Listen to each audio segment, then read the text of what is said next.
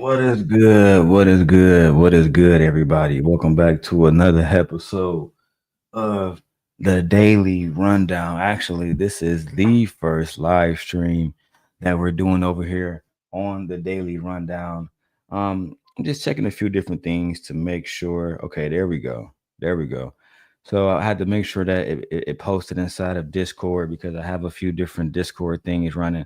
Make sure you guys tap in.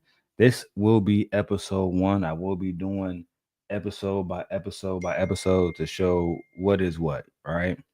Now, I want to get into this whole situation with Joy Reid. I want to get into this whole situation with Joy Reid, and Joy Reid has lost her job. That's right. The legendary Joy Reid has lost her job over there at MSNBC.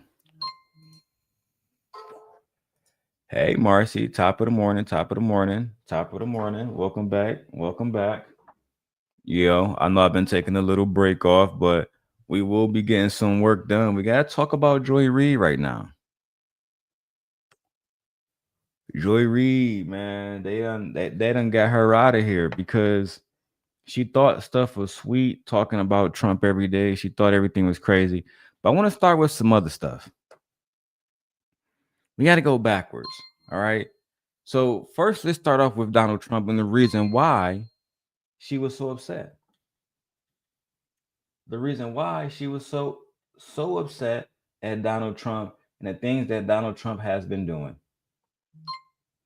Donald Trump is going crazy right now. Hey, Marcy, what's up, girl? Welcome back, Marcy. Welcome back, baby. Welcome back. We back, baby. We back. We back. God damn it. We back. I want to go into AOC. Let's talk about AOC first. All right. Let's go to AOC. AOC had a lot to say recently at a speech where federal workers were complaining. They were complaining about being basically they lost their jobs. Right now, let me say this as an American who cares about, who cares about other Americans. It's a bad look when people lose their jobs. It's a bad look when we have individuals basically losing their jobs because I don't know. I don't know why don't federal workers lost their job. Maybe they were incompetent, right? Maybe we should start there. Maybe they just were not the best at their jobs. Maybe that's the case. Hey, Marcy, I saw you over there on Twitch. And I don't know why my logo not showing up. Maybe it will on the next stream, child. I don't know. Okay. And truthfully, it don't matter because you guys know what the logo look like. You can see the logo right there. Okay, child. Let's get into AOC speaking at a New York rally with federal workers. All right. Let's walk this down. The next thing we're gonna go to is The View. The View had a lot to say about Elon Musk and Donald Trump and Joy Reid. Let's go into that whole situation. And then lastly, we're going to end with Joy Reid, who actually came out and made a public statement talking about why she was let go and why it was a bad idea and why people like her get shut out of the industry, black women who honestly just trying to do their jobs. I like Joy Reid. Do I like all of her takes? I don't like I don't like all of anybody takes. But do I think that Joy Reid was a good person? Yes. Do I think she was a great contributor at MSNBC? Yes. Do I think that she made some very powerful enemies? Yes. Do I believe that they might have played a role in her losing her job? Yes. Let's go and figure out what happened now. Let's go to AOC first. Ready for this fight? Yeah. You are ready to lock in? Yeah. We are not giving up this country without a fight. Isn't that right? We will not give up on our people and the institutions and the programs and the services that help people live their lives without a fight. So if they want us to go down, they should know we are not going down without the biggest fight they have ever seen. I want you all to know that we have a plan. and that we need one another in this moment. This moment is bigger than any one of us. This moment takes all of us, but we will win. We will win. These folks, Elon Musk and whatever group of corrupt people he's got coming in here, looting Social Security, looting our federal programs. We had countless more people that were laid off unjustly this weekend. How many of you know someone that's been affected by this?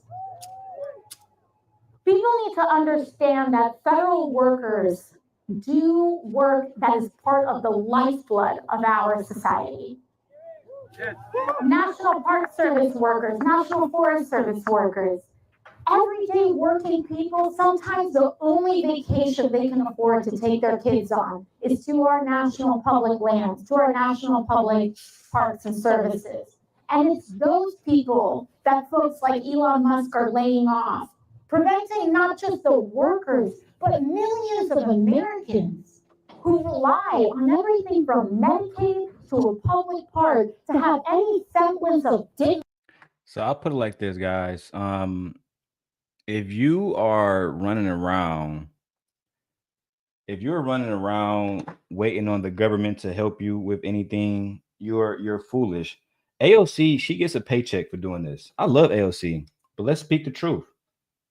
While she's out here protesting, she gets paid to do stuff like this. She's going to have a check at the end of the week. She's going to have a check at the end of the week, and the same people that's sitting around complaining are going to be the ones who don't have no money at the end of the week. See, in Detroit, people are getting up every day and they know, hey, man, I got to hustle. If I don't hustle, if I don't go out there and make no money, I can protest every day of the week, but my family's still going to starve. I can protest every day of the week, but guess what? Gently still going to come to me and say, hey, babe, we need this and I need this. Our son needs this. And you got to pay for it.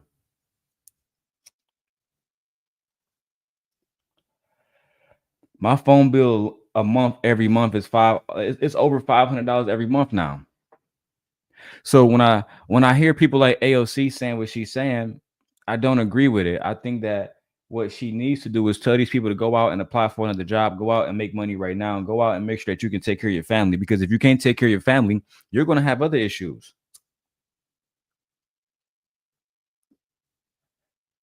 If you can't go out and pay rent, if you can't go out and afford daycare, then this will be a problem. And protesting for months might put you in a more of a deficit.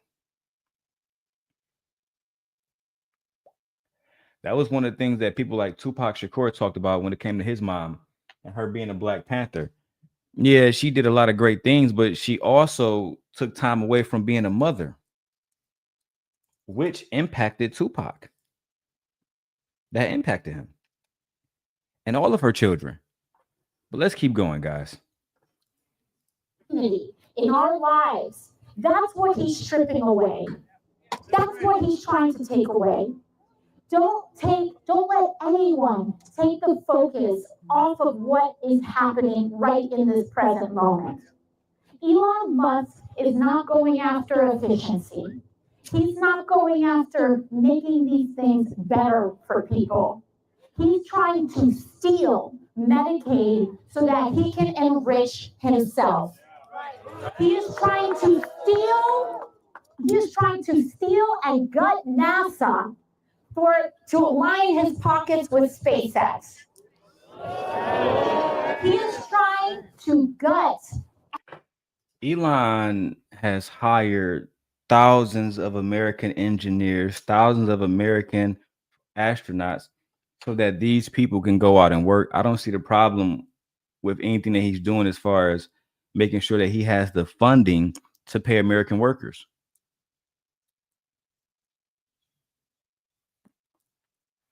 I don't see the problem with that. Marcy says, I don't have any dependents, so as a single person, it is a challenge to survive. They are doing nefarious things, Darrel. You have to acknowledge that. they are doing things that are impacting some in one way and impacting others in another way. Marcy, is no different from when Joe Biden was president.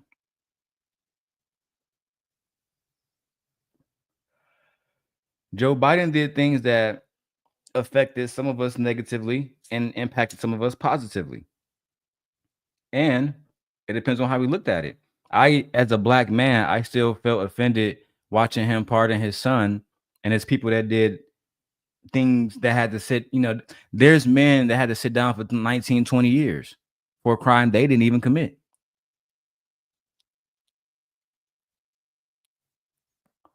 To me, that's nefarious. That's nefarious. Everything that is good in America for his own private profit. This is the culmination of what oligarchy is all about and what oligarchy seeks to do. It's the fusion of and the capture by the billionaire class of our democracy. That's what they're trying to do. But it's very important to understand that it is not sustainable. They may seem like they have power right now, but all of this dramatic action is trying to create the sense of inevitability, the sense of power, so that we abdicate in advance. I want everyone who is here and folks who are watching who are not here, especially our federal workers, to listen to me very carefully, because we have very specific instructions in this moment. And I don't say this as a Democrat. I don't say this as a person with any sort of specific political views in this moment. I say this as an American who has sworn an oath to the United States Constitution. And as someone who... No, you're definitely saying this as both. I like AOC. I think AOC is brilliant. She's incredibly intelligent. And to be honest, she's one of the few women in the political arena that genuinely deserves some respect. Alexandria Cortez is incredibly intelligent. This is a woman that knows exactly how to rally a crowd, how to rally funds. So I definitely respect what she brings to the table. As a matter of fact, one of my favorite videos was made by Alexandria Cortez. However, that don't justify attacking the Trump administration for what they're doing, but neglecting to call out others who have also used our political landscape for their own good, like Joe Biden did. Marcy says, it's all about white men who can't and don't want to compete. The only people who will benefit are folks who make $400,000 and up. Yeah, Marcy, the crazy thing about it is the DEI situation, we have one group of men, black men, who are making it seem like, well, this is all about black women. Black women are the main ones complaining about this. Black women are the main ones who are complaining about DEI, when we know the main recipients of welfare are white women. The main recipients of DEI are white women. This has always been a situation where it's not just white men who don't want to compete, it's white women. They don't want to compete with the Marcies of the world. They don't want to compete with the Jalens of the world. They don't want to compete with, shout out to Robbie. I saw that she was speaking on I forgot, maybe it was at Izzy channel, and she was I forgot where I saw that clip at, but she was going off on, I think, Sharon, saying that she worked in the federal government for the last 10 years. So they don't want to compete with women like that. They don't want to compete with my wife, right? Who is basically 2 months away from, no, not 2 months, about 3 months away from being done with her master's program. That's right. We're going to be showing that. We're going to be showing degrees. That's right. That's right. Okay. So at the end of the day, I think it does impact. So Marcia says it does impact all of us if the dude who replaced the 4-star general can't make the right decisions. As far as I'm concerned, Marcy, that might impact us on a national scale. But I'm talking about what are they doing that's going to impact me and my household. That 4-star general, my wife doesn't know his name. She can't say how he protected us or didn't protect us. None of us know what he did on a day-to-day basis or did not do on a day-to-day basis. So I can't really hold that 4-star general accountable. Just not yet, Marcy. I do want to get on that. I do want to cover if Donald Trump was wrong for firing that 4-star general almost for allegedly no reason. But I don't believe that a president will fire somebody for quote unquote no reason. There had to be inadequacies. Inadequacies. There had to be people who were not doing their jobs the right way. That is the truth of the nature. Who cares about this Constitution? And who cares about this country? We have an obligation to resist kings. We have an obligation to resist oligarchs. We have a sworn duty to this nation to resist oligarchy, including any billionaire that tries to undermine our Constitution. America is not for sale. They are only as powerful as we consent to believe them to be powerful. So when we are sitting down and they try to storm these offices and dismiss people, the key here, make them. Make them. Don't agree in advance. Don't go quietly. Don't make it easy. Make them. And there are specific ways that we all can do it. Document it. They want to do something? Put it in an email. And I say this very intentionally because we will work in the streets, in the courts, in public opinion, in our art, everywhere. We can overwhelm them. Shut up, silly woman. You're not going to be able to get the small folk to overwhelm a president who has shown you already that he is willing to go to the furthest extent. I mean, what part of this don't y'all understand? We have a president that's willing to go to the furthest extent, and for some reason y'all still act like he playing with y'all. That man means what he says. When he said that he was going to get immigrants out of here, I don't like how he's doing it either. I don't like the fact that National Guard members are being used to get rid of these people. I don't like that. I don't like the fact that National Guard members are risking their lives. You got immigrants shooting at them. You have, illegal immigrants shooting at them. You have them going out every single day. And for what? And for what?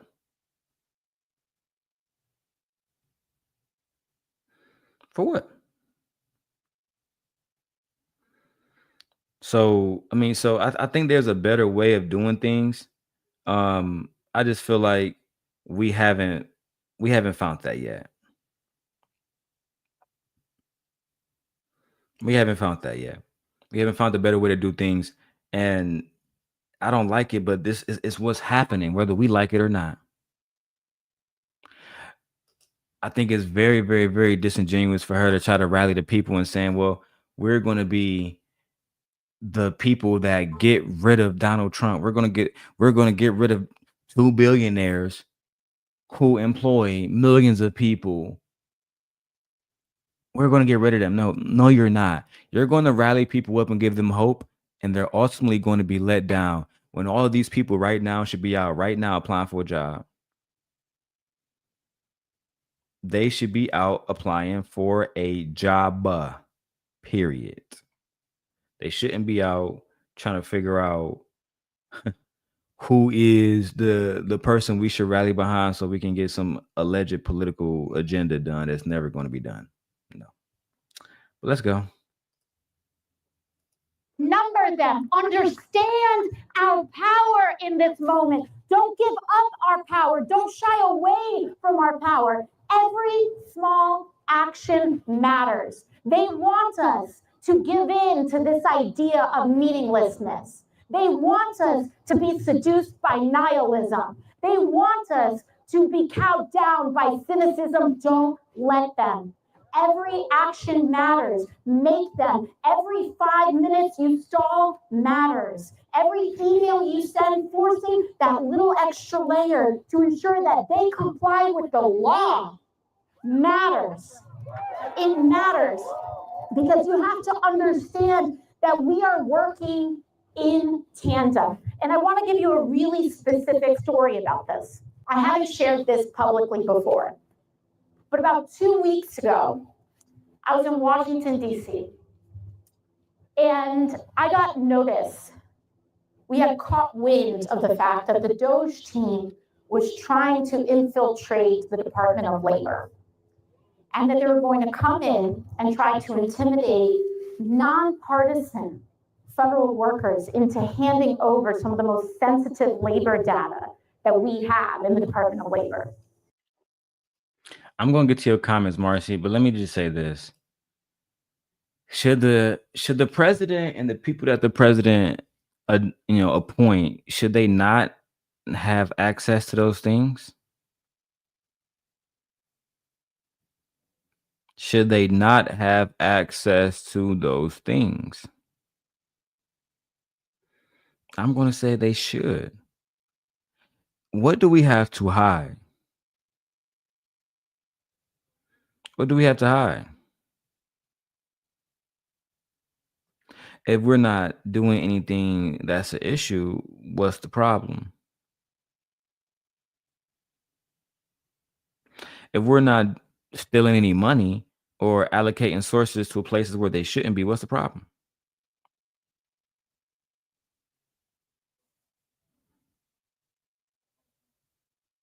I mean, like, what people are really upset about this, bro. They're really upset, bro. They're making it seem like, you know what I'm saying? They're making it seem like it's a bad thing for us to want to know where our money is going, where the taxes is going, who is spending the money, what was it spent on? When that's not the issue. And I think that's ultimately has been a major problem. Welcome to the show, Lady Marcy. Hey, baby. Hey, Marcy. How you doing? I'm doing good, I'm taking it one day at a time. I got a lot of work on my hands. So, and, so I'm just, just getting work done, getting back into the groove of things. How about yourself, love? I'm good. I'm good. My daughter's getting married tomorrow. Congratulations. So I'm getting a new son-in-law. As a mother, you'll see when your daughter grows up. No, I know you got another daughter, and I know you feel like I do. Nobody is gonna be good enough for them. Like, I don't feel no man is good enough for my daughter. I'm sorry. I'm not trying to run her life or nothing, but we talked about it and everything. And so just, being a parent, you tend to want the best for your kids. Even when they get to be adults, it's a little bit different. The dynamic of your relationship changes a little bit. Okay, so what's your thoughts on the situation with AOC protesting in New York City with the federal workers who lost their jobs? Well, like I was saying in the chat, the stuff they're doing is completely illegal. It is completely illegal. First of all, Congress has to do all that. They have to approve all the stuff they're doing. Like, just because he throws out a bunch of executive orders doesn't mean shit. It really doesn't. And it impacts all of us. Like, we are going to be paying some high. Do you make over $400,000 a year? Adjusted gross income. Okay. Well, the way the economists have figured it out, we all gonna be paying between what is it, $1,000 and $7,000 a year. The only people that's not going to affect is the people who got the money to absorb that. And we don't know if this is every year. We just now getting out of the tax cuts he had in the first place. You notice the one for the middle class was only for 2 years.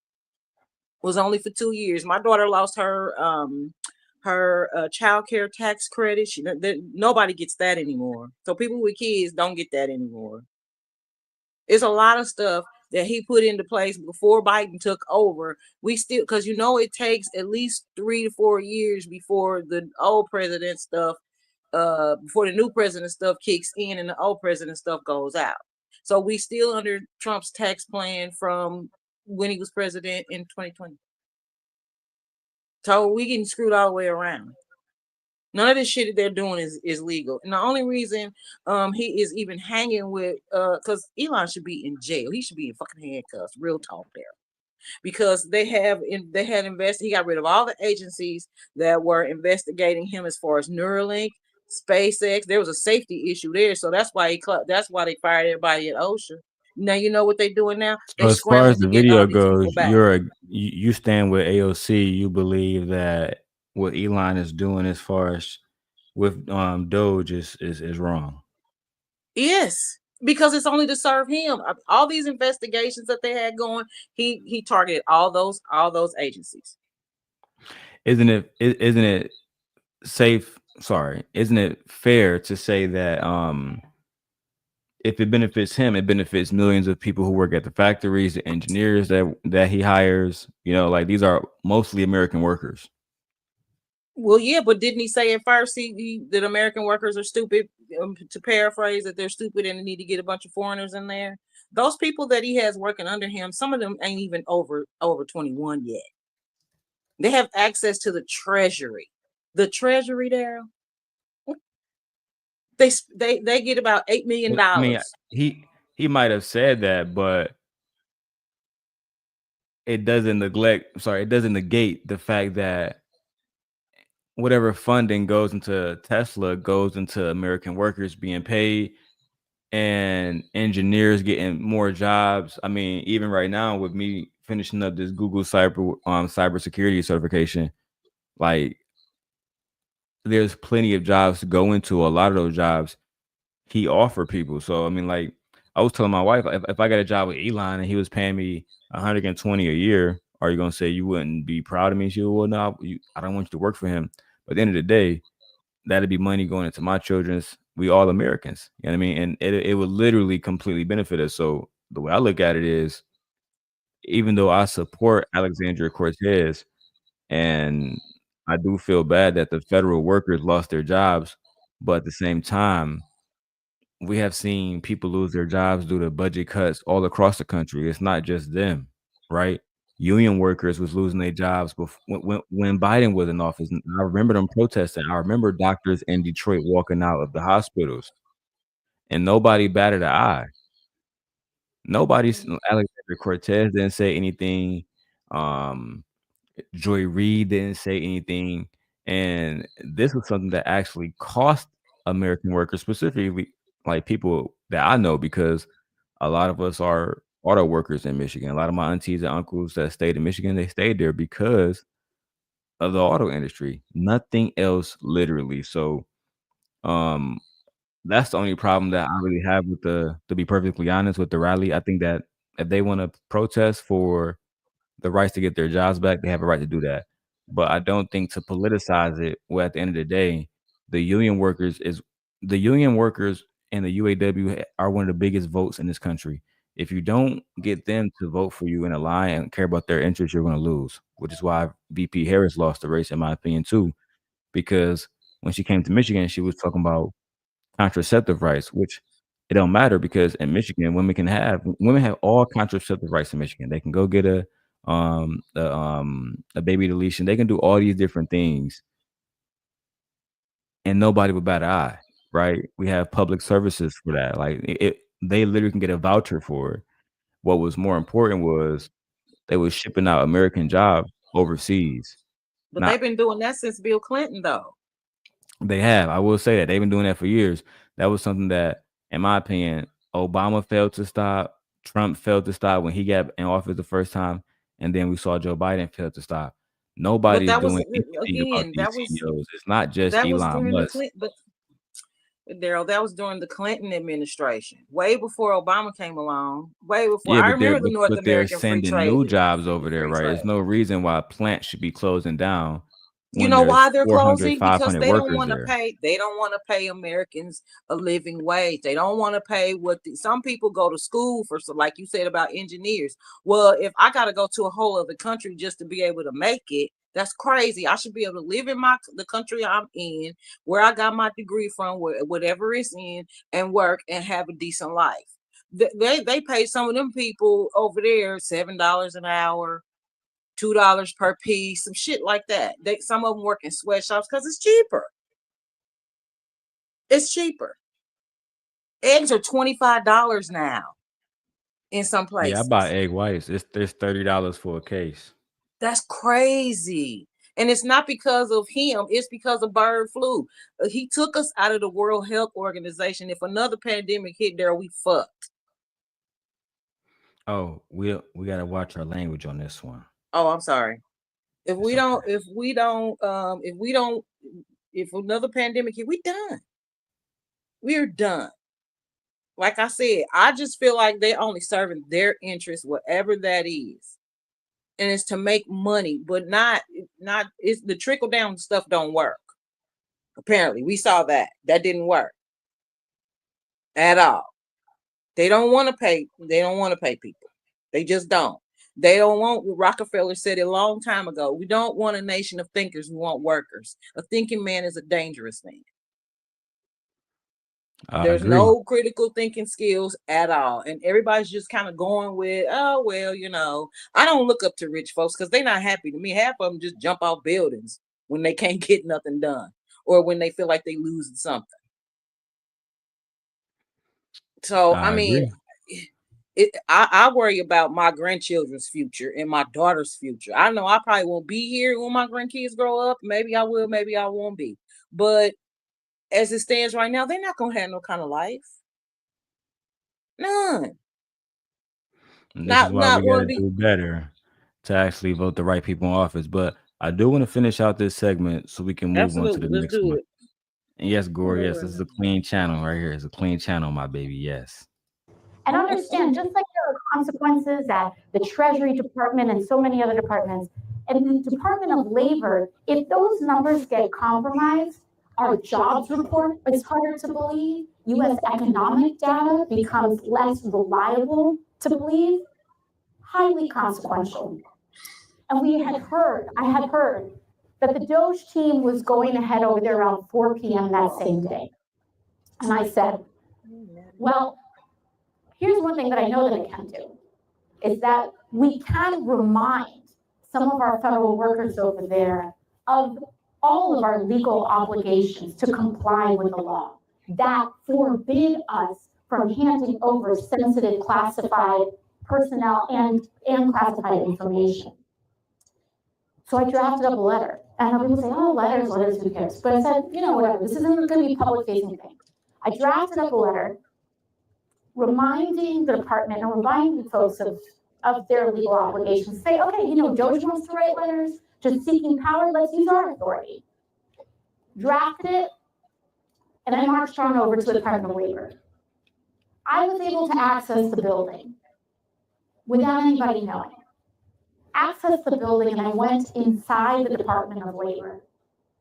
And I was able to drop this off and remind the exact people who Doge was going to pressure of their legal obligations. But that's all you can do. That's all you can do is just remind them of their legal obligations. You can't give them a job. These people, right after this rally, guess what? They got to go back home, pay bills. They got to go back home and figure out what's going to happen for them. What they're not doing is giving these people jobs, and these people need jobs. And you know what else I noticed? How many African Americans are out there do you see? I noticed that when I watched the video, I didn't see that many black people because a lot of black people aren't even working in these jobs. Believe it or not, 4% of the government workers are black. That's a lot of people if you think about it. But I don't think the ones who got laid off are mostly black. I feel like a lot of them are the ones we see out there protesting now.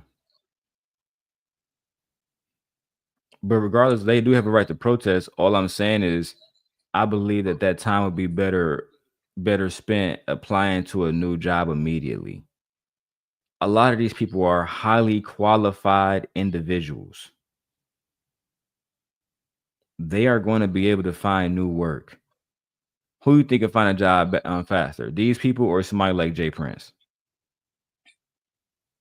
Come on now. Honestly, if this is all they know, or like I said, if they have a degree in a certain thing or whatever, then that's kind of all they know, because college ain't cheap, right?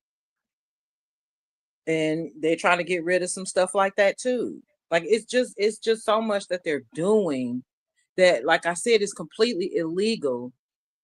And Congress is saying nothing. The senators, like I'm neither Republican nor Democrat. Right is right and wrong is wrong as far as I'm concerned. So this just can't be right. It just can't. Like Gently should be making $100,000 a year just being a teacher. Just being a teacher. Because they spend I'm not more saying time she with. don't, but she's not far off. You know what I'm saying? She's not far off, but she's been working for years and she has special contracts, stuff like that. So Right. it's different. And people and teachers, you have to love the job. You have to love the job and making a difference in one child and how many ever children you could reach. If you reach one, you bat 1,000.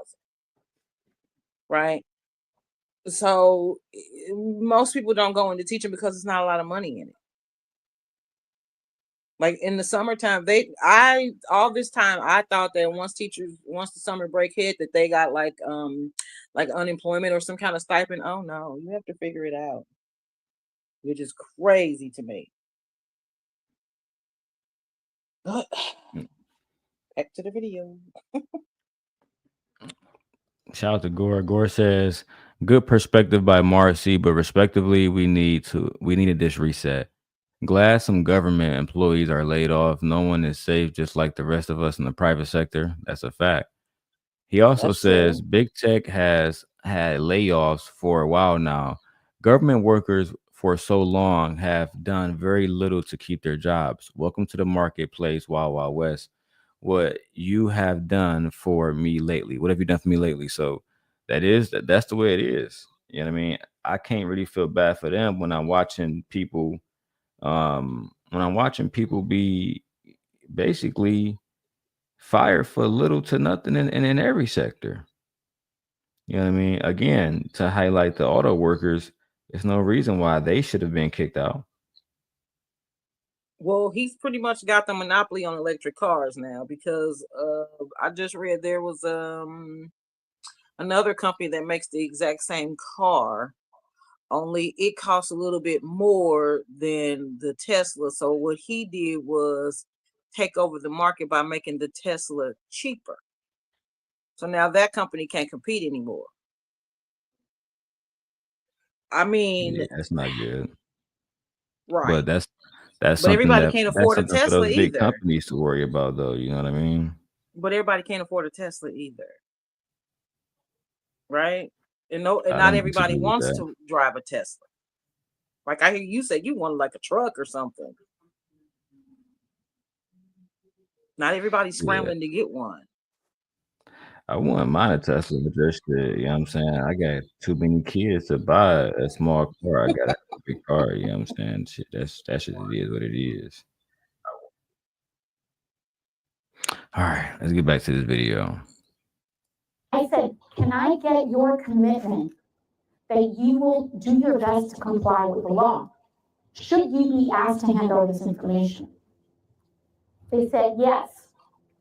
What we can at least do is ensure that it goes through all the proper legal channels, go to the Solicitor General and all of this other stuff, which is more than we can say at other departments, right? Where they just felt like they didn't know what to do, so they just handed it over. But we got that commitment, right? And this is every step of the way. One person or a person could easily say, oh, letter doesn't matter. Oh, taking that step doesn't matter. Who cares? They're going to hand it over. But watch this. That meeting was supposed to be at 4 p.m. I walked through those doors at 3:30 p.m. before this thing popped off. Got that commitment, left. That meeting happened. And they were able to say, we've made a promise. We can't hand over that data right now. We can't hand over that data. As a nonpartisan federal elected official, they had to answer to two people, right? Doge came in, they had to take that meeting, but they also had to take my meeting too. And in that time, they said, listen, we have to ensure compliance with the law. We're going to hand it over to the Solicitor General. In that time, in that delay, we got a court injunction. We got a court injunction. So in all of these times and these moments when you say, oh, what does it matter? Understand that there are millions of us at work at the same time. We are in the business of creating conditions.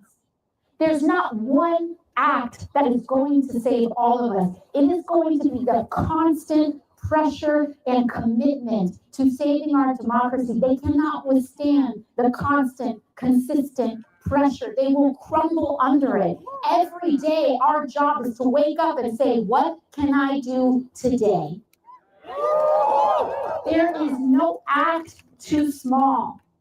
That does not matter. Every single action matters. And so when they try to come in, make them show a warrant. Make them show a document. Make them assert their authority. Ask them, who are you? Who are you? Because at the end of the day, they're no one. They're just like you, and they're just like me. And he's running around because he thinks he's got a bank account with a lot of zeros in it, that it makes him some kind of super citizen. I don't think so. This is America. Shut up, silly woman. Being a billionaire does make you a super citizen. This is how he got close to Donald Trump. You think anybody can just get close to Donald Trump and just have this kind of motion with the president and this kind of motion with the country? And it's not just because he's a billionaire. This is a man who is, again, probably the most important person in sustainable energy.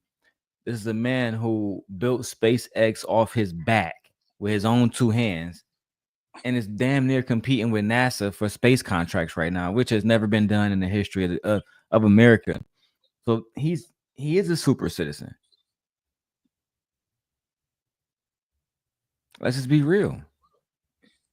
I don't know no black man that's I don't know not one black man that own no space contracts, not one. Well, why do you think that is? It's not because they don't want to be. Because most of these bandits are online talking about submission. Not them dudes. I ain't even talking about them dudes because that's what they want to do. I mean, like the real dudes who out here trying to make a difference. They don't get offered those contracts at all. Like it used to be where you had to have a certain amount of Black or Hispanic or Asian or whatever. You had to have a certain amount of contracts offered to them, right? Government contracts. Anyway, them are the easiest to get if you know who you know, right?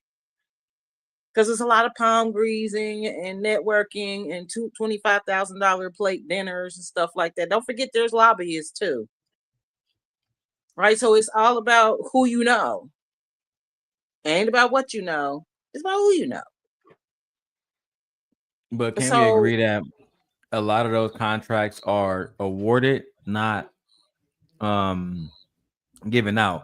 You have to like literally, like for example, when they were doing those war contracts, when people would be, winning contracts for 10,000 socks or 10,000 pillows, whatever that needed to be done, wherever order the government needed fulfilled. A lot of people didn't. For one, they don't know the website to find it, to auction and bid for them. Two, they didn't have the LLC and supplies in place to fulfill the orders. Three, they didn't have the infrastructure to actually move the product in a way that, sorry, let me be more business minded, to distribute the product more Right. accurately. They didn't have logistics operations. So I think sometimes we ourselves, I'm only speaking to black men, we sometimes put ourselves in situations where we don't even want to work with each other. Yep. I've had an LLC for 3 years now, and even just recently, somebody hit me up to help them build a channel on YouTube. When instead of trying to work with me, you can just work for me, and it's still working for me. You can get all the benefits that you want me to like.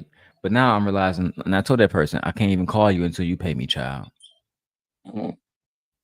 I entitled my cat. I can't even call you. You lucky I'm responding to this damn email, right? Because what I see happen a lot of times is we don't want to like work with people who have experience in what we're trying to do. If this was anybody else that owned Tesla, if Barack Obama owned Tesla, nobody would care about what he's doing right now. They would say, "Oh, hey, black man, he's basically Iron Man." They say all kind of shit. But Elon to me is the closest thing to Steve Jobs that we have. I grew up idolizing Steve Jobs. I grew up wanting to be like Steve Jobs. And to this day, I still want to be like Steve Jobs. I would love to be fucking sorry. Excuse me, guys. I'm so sorry. No cuss words. I would love to be 10% close to what he was, right? Well, you know what though? I have a lot more respect for Steve Jobs and what he did for technology because him and what's the other guy's name? Steve, they built the company like built literally brick by brick. Elon got his money from his daddy. When you are given to whom much is given, much is required. And when you are like you working your ass off, is that a bad word? Is it? I I'm not saying. I understand. won't say it It's again. not the Okay. same. Gore is working his butt off. You're building. Elon, he doesn't know anything about that. Neither does Trump. These are guys who've never been told no. They've never had to persevere. They've never had as adverse situations. They've always had things handed to them. And so when you've had things handed to you, you are gonna take. You're not gonna work for it. You're not Right. gonna like he I'm just saying, I got more respect for a man who builds something who it's like having a baby. You conceptualize it, you do everything you're supposed to do because you want your baby to grow and flourish. And then at some point you get to a point to where you sell it and innovate again. He hasn't done any of that. He bought companies just because he could. But see, I don't care about having his respect. I care about the fact, well, I care about your respect, right? But the whole thing is like this. If I need to make $2,000 a week right now, respect can't pay my bills. If I want to go out and buy gently a brand new engagement ring, respect can't go out and do that. Just it's and that's how I felt about VP Harris. I wish to this day she would have said, okay, yeah, we focus on contraceptive rights 1 month. Let's focus on getting these union workers everything that they want. Let's focus on the middle class because that's where people are really hurting. I know you saw Detroit is literally flooding right now. Yeah. And you know what I Detroit cried a said? little bit. The city said that they're making people sign waivers that they're not going to fix their homes. And I Yeah. saw all that water and it froze and people's cars were stuck in that. And some people can't afford a new car. They don't have time to be worried Telling about you. somebody respect. They literally are out here saying, we need a job. And you know, I would love, because since we got all these factories closing down because they want to send jobs to Africa, send jobs everywhere else. I think that Elon should build a Tesla factory in Detroit. They're already opening a new Apple factory in Detroit, which is amazing. Go ahead and start building iPhones out there. Put them young boys to work. They don't got to lift car doors no more, engines over their head with a crane. You know what I'm saying? The job isn't as bad as people used to be. Like people used to die in those factories. But Yeah. now I think, especially because Michigan, how we work there, everything is built around the auto industry, the electronic industry, the tech industry, and our ability to use our hands as laborers and build. That's what we do in Michigan. We like building. Period. Right. And there's nothing like it, right? Of course it's not. It's nothing like it. But I It's mean, easy money. A lot of those back in the day, you can get that job and make 9,000. You can make 9,000 after taxes and eat and live very well. Brick yeah, my house, uncle used to work nice for Cadillac. you remember the Palmolive, you know, the Palmolive dishwashing liquid outlet. He used to work at that factory. And he retired almost 20 years ago. He's still living right. They're getting rid of, they don't want to give people pensions anymore, but the CEOs get parachutes, golden parachutes, where they leave with 20% stock and fat checks. But the people down at the bottom, they lose their job due to budget cuts, quote unquote. Child. I want to segue into the very next topic, Marcy, which is going to be The View. The View had a lot to say about I quit Elon Musk watching that. recently, child. Now I gotta throw the fair use up because they hit us with Yeah. they try to block the stream. That's what they do over there. They like censorship. They don't like people using their content. So hopefully you guys can see this, but this is Whoopi Goldberg talking about Elon Musk demands federal workers list accomplishments. And basically they put out an email chain saying you have to tell us every week, what are you doing? What have you done this week? Basically like a compliance email. And I don't see the problem with it, but the View had issues with it, and some federal workers did. We did get one federal worker who sat down with CNN, said she's not going to do it, and she was a black woman. They told them not to. The agencies told them not to. They did. So I got to be fair. It's illegal. Let's break this down, child. New administration's campaign promise to gut federal agencies helped put them back in the White House, but now they seem to be facing a backlash. And in and out of DC, the new White House appointees like Kash Patel and Tulsi Gabbard told federal workers to ignore Elon Musk's demand that employees list what they did at work last week. Like, this is what they need to be doing because he's curious. And a growing number of voters in Republican districts, which is where the noise needs to be made, are telling their local leaders that this is not what they signed up for. Take a look. Oh, now you Republicans are mad. Now you Republicans, oh, this is not what I signed up for. Shut up, silly woman. Yes, it is. Because they knew this was never about eggs or gas, Darrell. This was about making sure that, I'm sorry, but it's true. It's making sure that white folks was okay. And now that they see, especially the ones who don't make all $400,000 a month, they want to make sure that no, that doesn't affect anyone. It doesn't affect them, but it is affecting because it's affecting everybody. So what did they expect? Did you see the lady in Idaho got kicked out of there, dragged out by her hair? I did not. In Idaho. That. Oh yeah, she got dragged out there, hog tied her and dragged. It seems very, very, very unfortunate. It's what you signed up for. I'm not trying to be cavalier, but this is what you signed up for. Y'all keep saying it was never about eggs or any of that. Yes, you're right. It wasn't. You wanted to make sure you would shoot yourself in the foot so nobody else can have it, and then you don't have it, and they don't either. I think a lot of people are complaining, and again, I'm going to reiterate: you got to go out and work. Nobody else cares about nobody cares about excuses. You think when it's time for the bills to be paid, me and my wife can go to the landlord and say, "Hey, I know the first coming up, but because of DEI and Elon Musk, we're not gonna have your 2,500. We're not gonna have that. So it has to be some kind of workaround. I guarantee within 7 days we see an eviction notice, and they're freaking out. Yeah, but this is impacting everybody. You couldn't pay. We don't give a damn about that. I want my money. That's how they're gonna be. And this is how, people was asking, why are people in Michigan basically allowing this woman to be to be homeless. Well, homelessness happens because people are focused on stuff like protesting every day and being a victim instead of going out and actually finding a job and working. I can't be more honest about how I feel. I know if I sat down and say, Marcy, I'm not about to work this month. I'm about to go protest with the illegal immigrants all month, all for the next 3 months till Jenny had a baby. I'm not gonna make a dime. I'm just about to go protest. She gonna say, "Oh yeah, Jenny, you got to find you a new husband immediately." And that's why you didn't see no black folks out there, Darrell, because we working.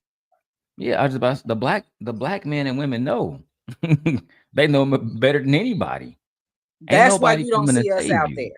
Let them go do all that. Y'all go do the meanwhile. We gonna pay our bills over here and try to figure out how we gonna eat every day. Hello. Let's get back Y'all to did it. Y'all fix it. No, absolutely. I couldn't agree more. Why is a supposedly conservative party taking such a radical and extremist and sloppy approach to this? You have to do more or less in order to survive. Elon Musk is there. He will be able to raise questions, and because of his fame and financial success, I think all of a sudden, President Trump has issued a lot of executive orders across the board. He's done some very. Look at you. Here we have Representative Glenn Rothman, Republican out of Wisconsin, child. And he want to sit around and complain about the executive orders that President Trump put in.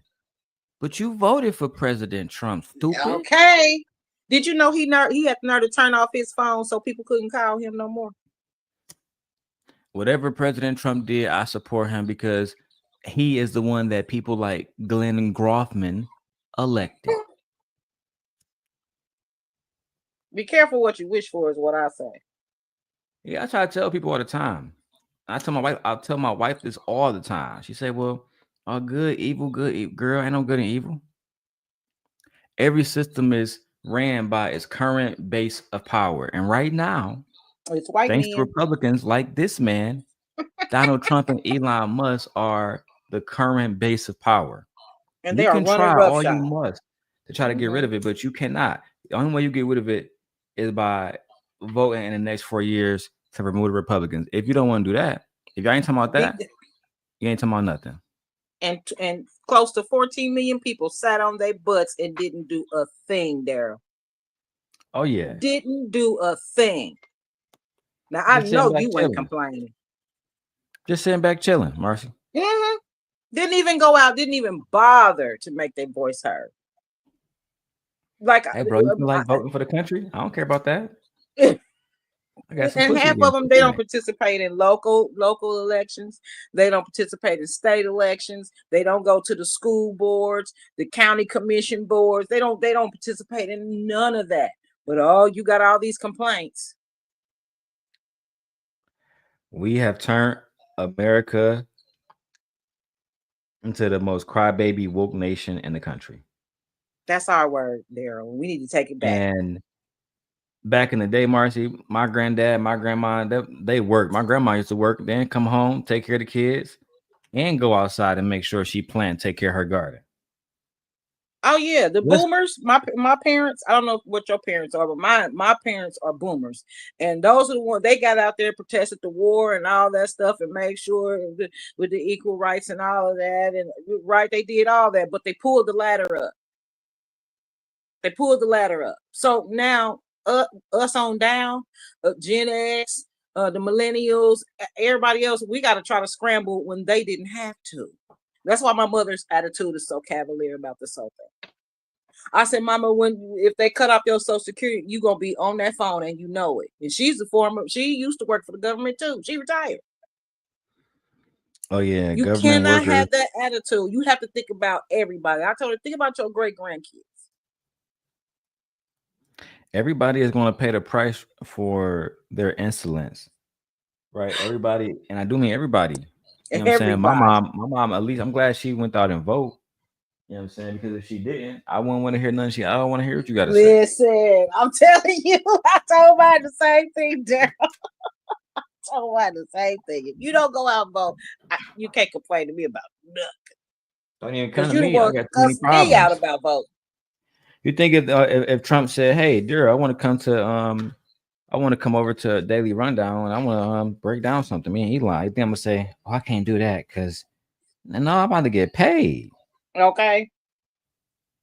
I mean, you got to get in where you fit in. I get that. But we have to be realistic. There are barriers that have been put up. There are. Whether we like it or not, there are barriers. And now But it's it's about the barriers haves put and the up have-nots. by men Simple like as this that. that's complaining now about Trump when these were the same ones that was just saying, "Oh man, make America great again."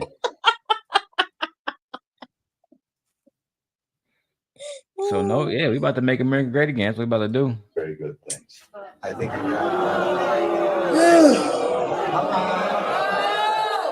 there is no order and there are no consequences. Nobody is held to account. The end result of the fraud and abuse that has been discovered already. Look at y'all being booed by your own people. Being booed by your own people. And these people don't want to hear the truth. No. Hey man, we found a lot of fraud. We found a lot of money that shouldn't have been spent in certain places. Oh no, he's telling the truth. Get out of here. Well, now Trump they did claim that over people over 100 were collected Social Security. It's like the life expectancy in this country is not 100 years old. You lucky if you make it that far.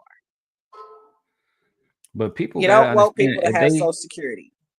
If Trump put people in office that are doing audits on the government and they're finding stuff that, come on, Marcy, is it news to us that the government might be doing something shady?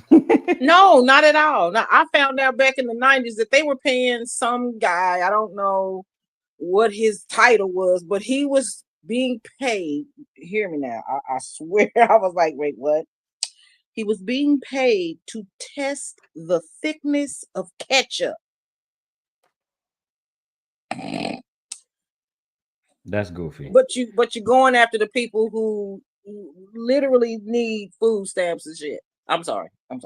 Who need food Think stamps? about it like this, Marcy. They pay, I can't say the group name, but you know what I'm saying? They pay Osama. You know what I'm talking about? They paid them boys billions of dollars, trained them. Yep. You know what I'm saying? Damn near put them boys in a position where they became lords in their country. Oh, where y'all get weapons from? Who taught y'all how to do that? America, nigga. That means you're done. Like the ones who participated in 9/11. They learned to fly planes over here. Unfortunately. And when that meanwhile, happened, they're not spending those tax dollars to teach Americans how to fly planes for free. This certain stuff, I just feel like the barrier to education, it shouldn't even be there. Americans should be getting cheaper education. They should be learning aviation and all of that different stuff in grade school. Mm-hmm. But when they took out the trade schools, they just pretty much unalived the American so-called dream when they took out the trade schools. I agree. Let's go back to Whoopi Goldberg now.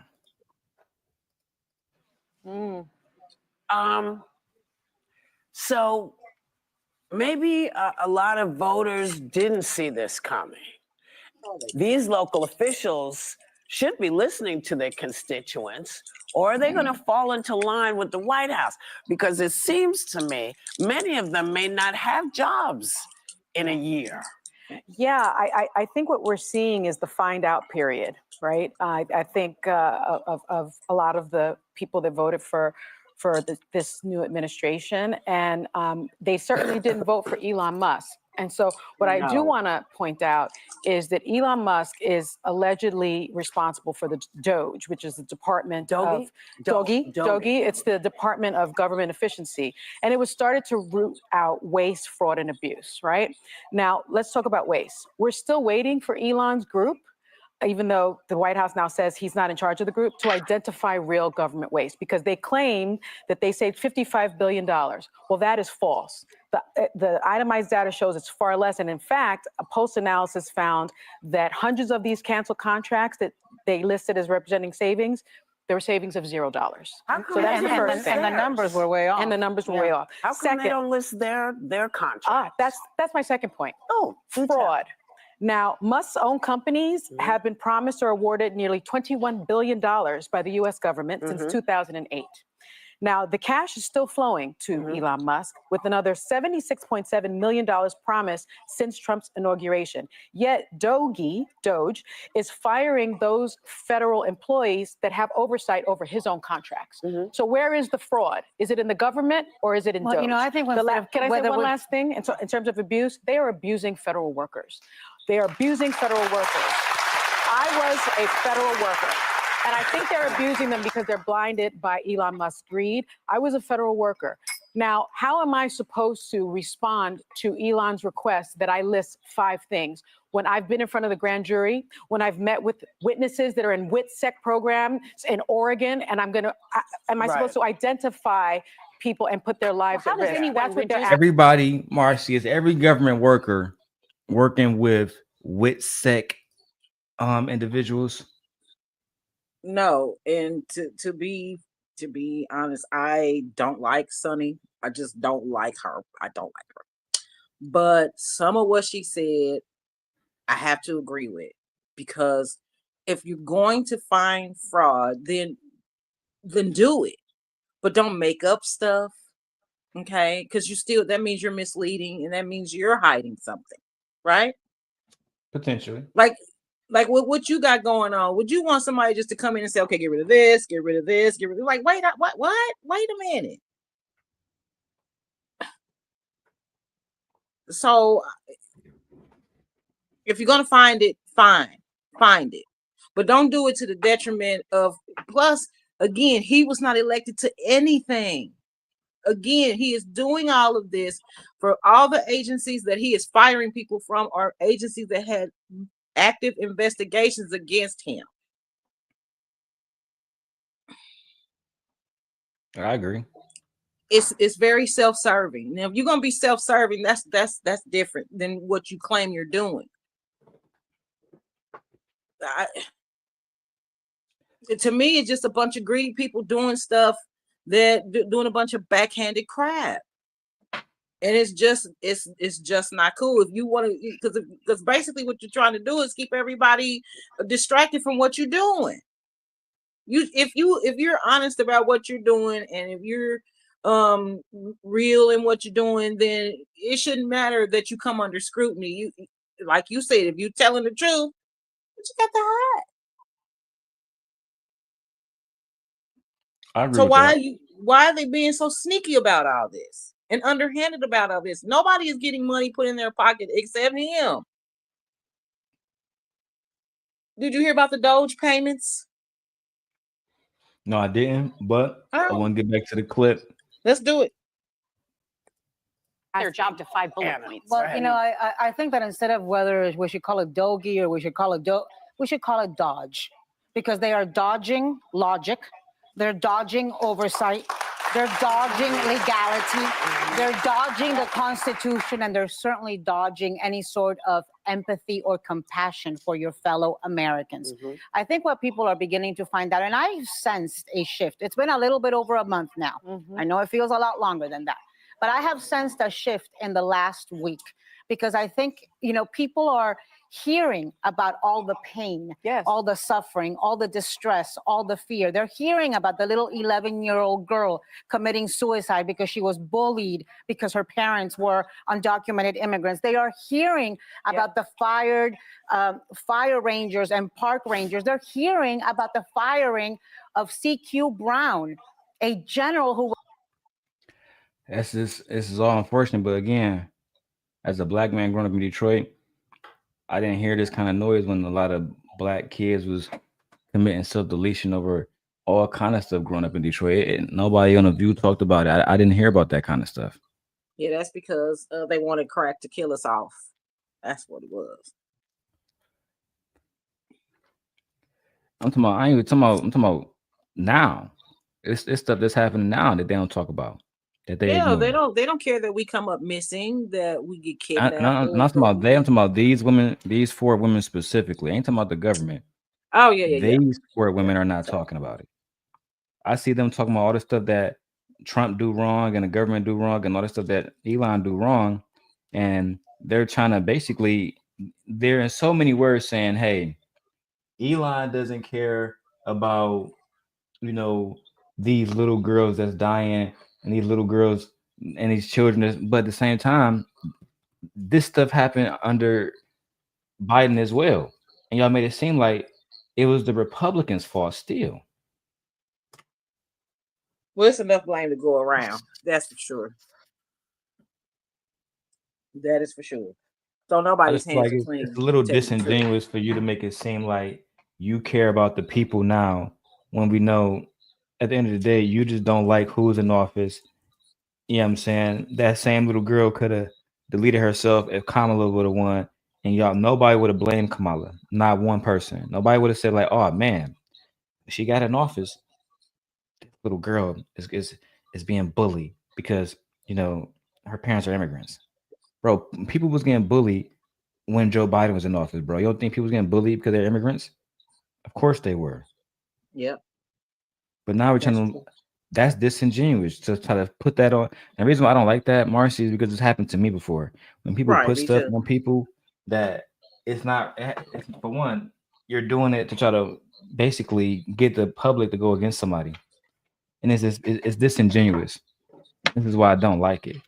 It's like when Right, they we attack know. my wife Right, about the stuff that I say. right, She has no responsibility over that. right, right. Like, I mean, can we stick to what they're doing and not because that? What did that have to do with what's going on in DC? And that's my point Nothing. too. That is, That's my point I too. mean, I'm blaming them for the stuff they're doing, not because of what happened, unfortunately, to that poor little girl. I mean, that's a conversation for another day. If you want to, if your subject is about bullying, then yeah, bring it up. But we're not talking about that. And this is a black little girl. I'm asking, where was her father and where was her mother? I'm starting there. What kind of community did she grow up in? What Because it party has did been in happen. control of that community for the last 10 years? Right. Again, that's where I was talking about the local votes and the state votes and that kind of thing. Because like you said, some of these men are not paying attention to what's going on in their community, only what's going on in their house. Which is crazy. Because if you are about community, then you are about community in every facet of the word. Hey, Nay, welcome in. Welcome in. We in this thing. Okay. We in this Get your thing. behind up here, Missy. Now, I just don't like these women, and I fear that just like Joy Reid, right? They may be on their way out. Just like Joy Reid, they may be on their way out. And that's not what we want. We don't want the View to become Joy Reid. Targeted, in my opinion, for having an opinion. And make sure Nate get her wrench. Let's get back to the video. Ciao. Was the chair of the Joint Chiefs of Staff and the woman who was heading the Navy, Lisa Franchetti. 40 years, each of them in their careers. They are hearing about all of this chaos. And last week, on Friday, the Dow went down over 700 points. Trump, we are now seeing that his numbers have suddenly shifted. He's 5 points down in net approval rating on CNN, 6 points down in Gallup, 7 points down in Ipsos, 4 points down in Quinnipiac. And it is because this is enough. I am so happy to see Americans protesting, showing up, calling their congresspeople 202-224-3121. That is the congressional. One thing I want to say is try this bedtime trick to stop your partner snoring fast. Motherfuckers. Okay. I know. Never buying it again. Welcome to the stage, Lady Nay. What's going on? What's going on? What I miss? Like, what did I miss? So far, we covered AOC at the rally for the union workers, and now the View is talking about they don't really like what Elon is doing with Doge, and I know you heard recently that the email thing happened where President Trump demanded that all federal workers basically do what all of us have to do. Well, not you because you own your own business, but for example, working at Amazon, you have to check in, you have to do vehicle inspections, you have to take photos of every package to make sure people are not stealing, um, stuff like that. So everybody have I would say performance like quotas and performance ratings. And basically, Performance measures, yeah. yeah. So like basically Trump put in a executive order saying that they have to fill out emails every week. And some federal agents, in my opinion, they do have very good reasons. If you work with witnesses and stuff like that, maybe that stuff shouldn't be sent via email. But on the flip side, there was federal agents saying, "Well, yeah, we send emails all the time anyway." That's a lot of that stuff is like encrypted and stuff like that, so it shouldn't be a problem to email the president. He doesn't need to. As far as the president is concerned, he gets briefing of anything and everything as it is. That's what's important. And technically, filling out an email to report what happened during the week, that's pretty much benign. You don't have to do all that, really. Don't you feel like that's extra work? Like, That's if I want to find out what's going on at the FBI, can I just go talk to the director instead the of having director or something every like single individual Yeah, because email I'm me? thinking, who's gonna read all that? I'm like, if he's not gonna I'm not. read all that, he's not gonna read all that shit. And I'm like, he barely reads as it is. So like, Yes. yeah, I'm not gonna sit here and fill out. No, I'm not gonna fill it. First, you try to fire me because you think I'm incompetent and I don't know how to. When I've been in this job longer than you, probably been working for the federal government longer than you. First, you try to fire me. Now you trying to tell me to do extra work when I got a whole shitload of work to do as it is. Nigga, get your ass out of here. Are we in the same branch? We're not using the F bombs on here. Just for the record, I'm doing the Izzy bands. Oh hell! That's what I said, Nate. They said, "Fuck that." Thank you. Like, fuck that. This is the daily rundown. We should be able to run down our thoughts. Goddamn it! But you know what? Still... Fuck it. We back to it. Let's see what these ladies have to say, man. Right. Because I do like the View. I don't want them to end up like Joy Reid. And we're going to get to Joy Reid in this moment, in this photo where she cried and broke down about why she felt like she was targeted. And I do agree with her, low key. We'll get to that last. That's the last. The world agrees with her. Exactly. Yeah, not everybody, but the ones who are like us, they do. I've seen a lot of disparaging stuff on Twitter. Ciao. Of course. That's cool. This haphazard chainsawing to the federal agencies, we talk about the fact that Trump was elected for the idea, one of the ideas was cutting this waste. But the voters didn't say how, the scope, and the pace at which it would happen. And real waste. Because right now, the adequate way to do this would be to give it a few months, learn these agencies, because you cannot identify the problem until you know the entire operation. And that's not what we're seeing here, which is why we're seeing this drop in not only ratings, but the pushback on the Republican Congress people. They're in these town halls. And what they need to be reminded of is Donald Trump didn't elect them to office. The voters in those rooms elected them to office.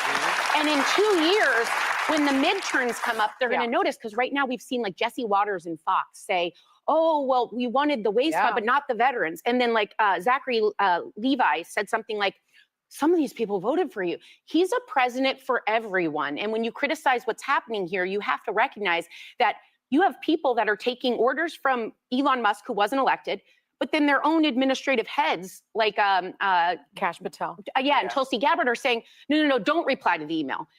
But there's an email. But how does anyone operate? And Kash Patel are making sense. And Jesse, the point here is you gotta be who's in charge? Because if I have a bunch of bosses, if one boss says email me back and the other one says just disregard that, I wouldn't know which way to jump. I think what we also need to think about here is that people are really going to feel these changes in their own pockets. Like your grandmother's Social Security, you're going to be harmed. That tax refund check that you rely upon, well, he just fired 6,000 IRS workers. You think you're going to get your tax refund on time? Well, yeah, I do.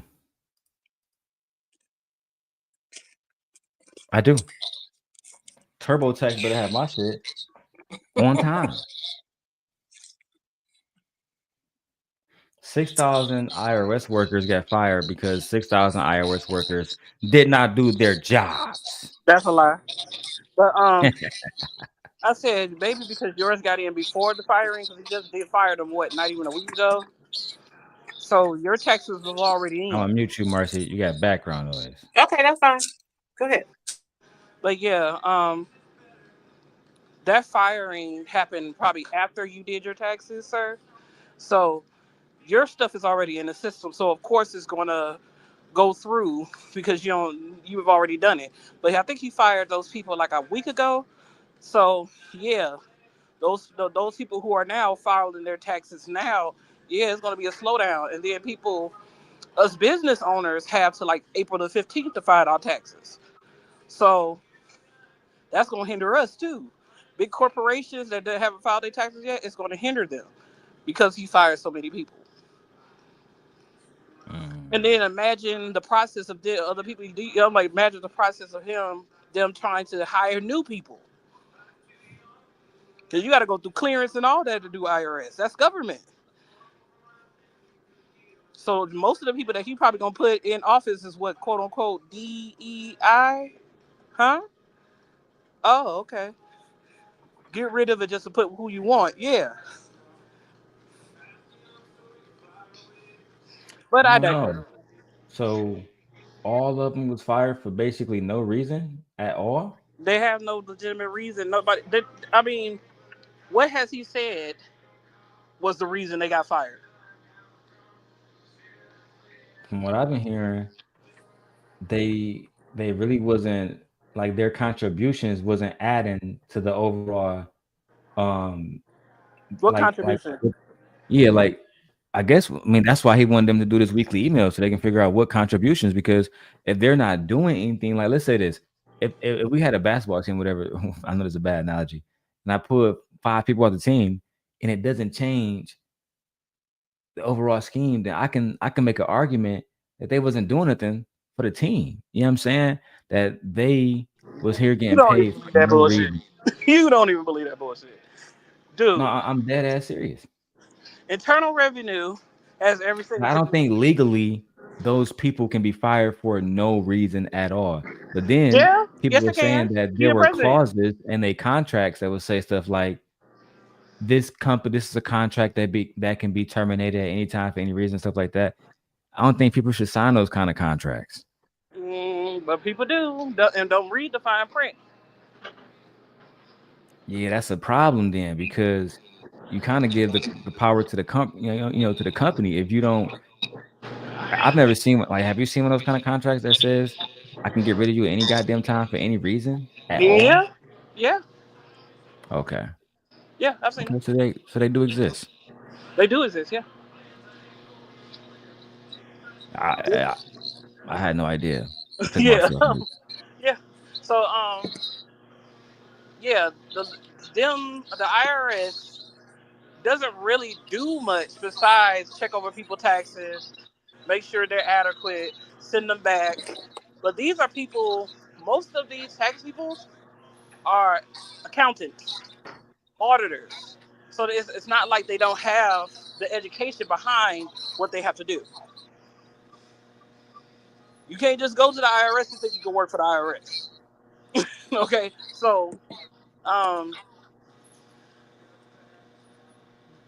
he has not put out a legitimate reason why he fired all those people. So I'm not going to sit up and believe that they weren't contributing to anything because he just got in the office. He only been in office in no less than a month now. How the fuck he know they're not doing nothing? Well, to be fair to your point, I can't prove that they did that they did nothing. I'm only saying what they were saying, which was there's a possibility that these people were just sitting around getting paid for no reason. There's a lot of people sit around and get paid for no reason. Don't security officers sit around sometimes and get paid just to sit there? Oh, okay. So yeah, like I said, I'm not gonna go for that. He fired those people because he felt that they weren't doing anything, but he never did the work to figure out what was the problem, or he could have just easily listened to Elon Musk, out of all people, like he been doing. But we'll never know because he's not going to tell us why they got fired. Just like he went and So started was it federal. Elon? The ultimate Elon didn't fire them. That was the No, he president who didn't. fired them.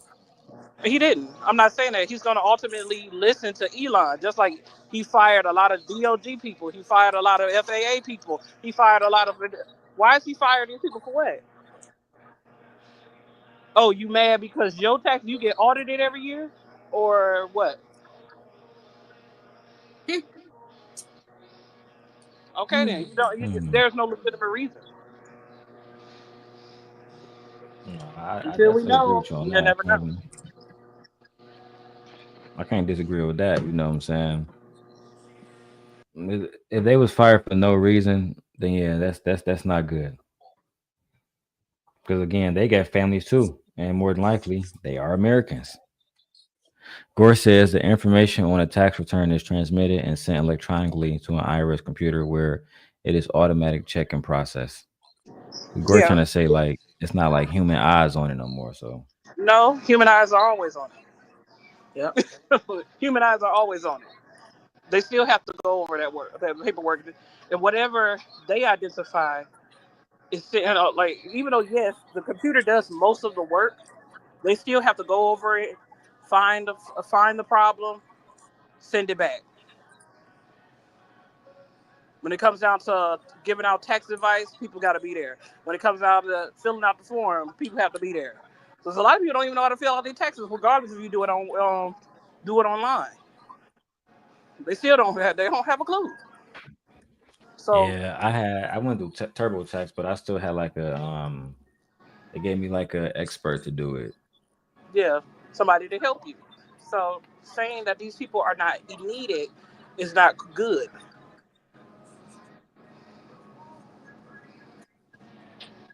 But I yeah, respect that. Gore says most of this is automated.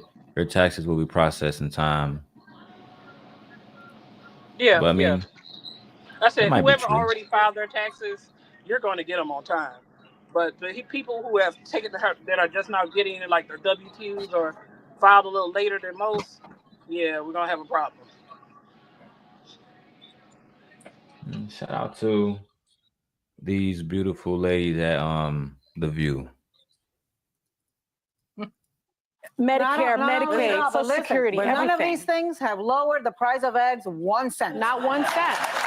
Not 1 cent. Well, if you think back, this is what I told you was going to happen. I told you people were going to sit, wait and see what they wanted to fight and how they wanted to fight it. Because the one thing that I think most of us can say is this is not 1955. And we are not, and that's for everybody. That's for all the women in the room. That's for all the folks of different colors in the room. That's for all the men. That's for all the straight and gay people. That is a reminder. This is not then. This is now. Yeah. And we have, as a nation, fought too long and too hard. Too long and too hard. And we allowed a lot of stuff. We allowed a lot of stuff to be moved and whittled down. And this is what that leads to. So it's really kind of back on all of us, not just the Republicans, as I feel, you know, if this was the guy you wanted, this is what we told you, because he said he was going to do it. He said he was going to do it. This is not a surprise. 900 pages. But Project 2025 was there. But what people don't realize is this is how they get you, because they start making it about other people. Right. And you don't realize you are the other. You are the other. So just, don't let everything that happens flip you out. Don't let it all flip you out. Take it a day at a time and figure out what you. I am with Whoopi on this. I think the most important thing to be doing is not crashing out at protests. Especially with Black people, I think that they need to just focus on getting their job. I really do believe they just need to focus on working, because if they focus on anything else, we're always going to be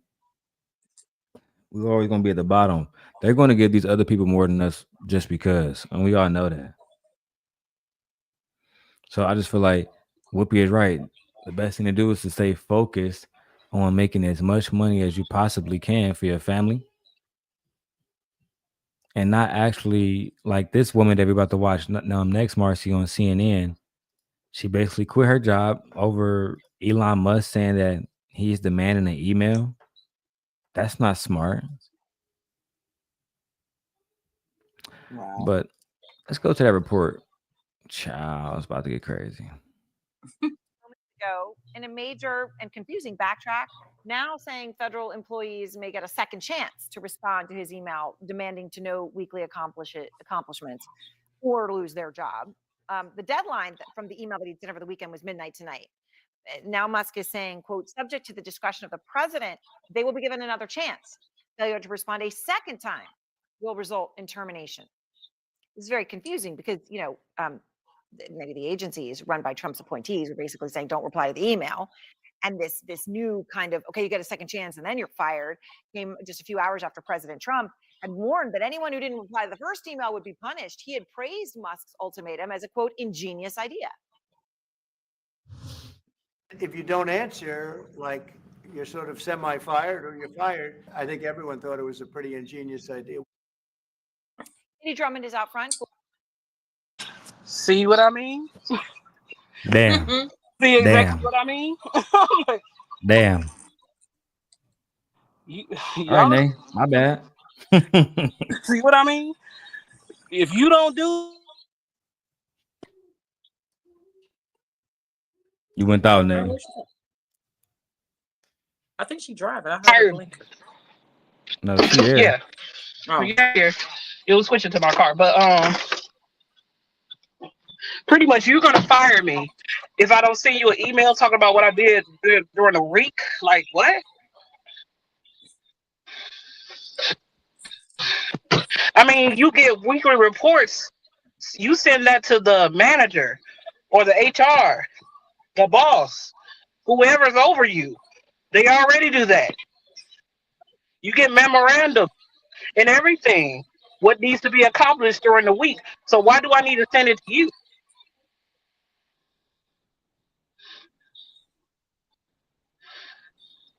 Answer that question for me. Why do I need to send an email directly to the President of the United States so he can pretend like he read the emails? I think that they're playing devil's advocate.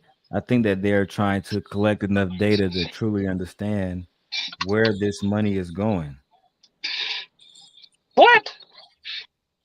Yeah. That sounds. If you, number one, we have a fucking tether looking into our United States account, which he really is not permitted to do so. But of course, people like the Republicans got more balls, so they're gonna do whatever they want. This is true. They're gonna do whatever they want now. I might roll over and die for some odd reason, but the truth is the truth. I'm like, that shit is already self-reported. They do it every week. Any agency, if you working in corporate, it's the same thing. You report this. This is a memorandum of bullet points of what needs to be accomplished during our week. Once you accomplish those things, you send me a report back, giving me notice that these things have been done. Go on about our business. Yeah, The but only don't you person at that least really, You have can to? admit, Nate, that there's a lot of stuff that's happening in the government that shouldn't be happening. like what? The stuff that we allowed to happen, because we gotta remember, we elect these folks. So stuff that happens is based. I agree with you. You're breaking up, Ask them Nate, to just for do. the record. Oh yeah, because I'm driving. My bad. But it's this way. I'm like these. I'm like our constituents are our congressmen and our senators do what we ask them to do. What we tell them to do. That's their job. So if the people are sitting up asking for gay rights, then that's what they put into law, right? If the people are asking for more money, they do what they can to put it in the law. If the people are asking for the border to be closed or whatever the case may be, they do what they can to make a bill to make it into law. So we know where our money is going, let's be honest, because we're the one that's telling them how to spend it. Now, as And I far as think some people don't war, agree. Like Flint. Look at what happened in Flint. They didn't get paid for years, right? and nobody knew where the money was going. But who? I'm like, when Gretchen was in the governor. Who's the governor before her? Jennifer Granholm. White lady. Ask her where the money Yeah, went. People say, I'm like, people pretend like they don't see where the money goes. If everything is electronic, everything has an archive, everything is duly noted, they know where that money went. Some people pocketed the money. Yep. I suspect there was or a lot of allocated that. it where they wanted it to go. But that's why we simply say it's important to fill out your census.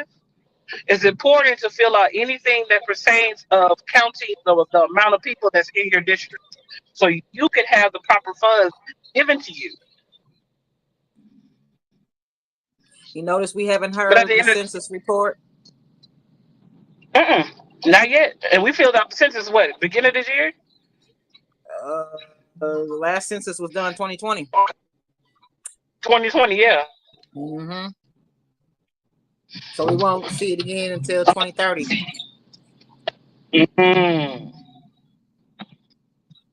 A census every 10 years. Yep. When the population grows every year. Yep. Now, if you want to change some stuff, change that. Make it every 5 years instead of every 10. I mean, I can agree with you on that.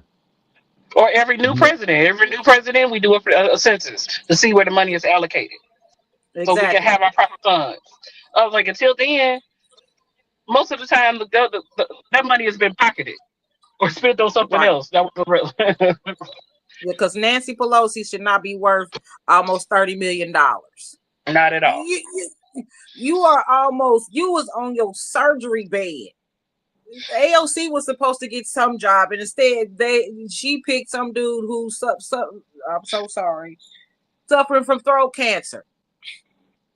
They don't want the younger people in there to do anything. I was like, I don't know why everybody is surprised people are getting laid off every day. Where's your outrage? And I said, not over 6,000 people getting laid off every day.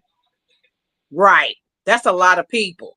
That's a lot of people. Yeah, you're right. It's 100,000 IRS workers, but 6,000 of them? You don't have no legitimate reason why they got terminated? Right. I'm in Kansas, and in Missouri, they shut down the entire IRS building.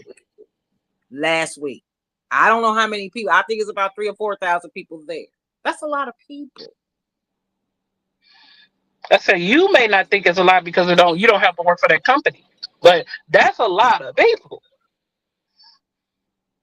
That's a small town, ain't it? Yeah. 6,000 people. That's a small. That's a town. I said when Amazon go on strike, ain't nobody. That's nothing to be outraged about. Yeah, if they demanded more money. Yeah, you're right. 'Cause they union workers. And the cost of living is high here in America. I mean, What the hell? I'll say just because you're in a different tax bracket doesn't mean you have the right to sit up and say what people be outraged about. It don't affect you because you're in a different tax bracket as us. And you ladies want to respond to what Gore is saying in the chat? Yeah, that's what I just said. that's I what said, I was like, I'm like, people are going to be outraged. Yes. Well, okay. Since it don't pertain, since you don't want us to be outraged about nothing,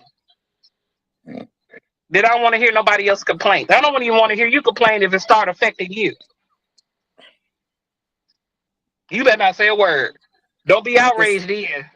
This is why I say shit. COVID messed up everybody. All of us being in isolation like that with no leadership to guide us on what to do and how to move, it messed up everything, including some of our humanity. I'm sorry. No one has really any empathy anymore.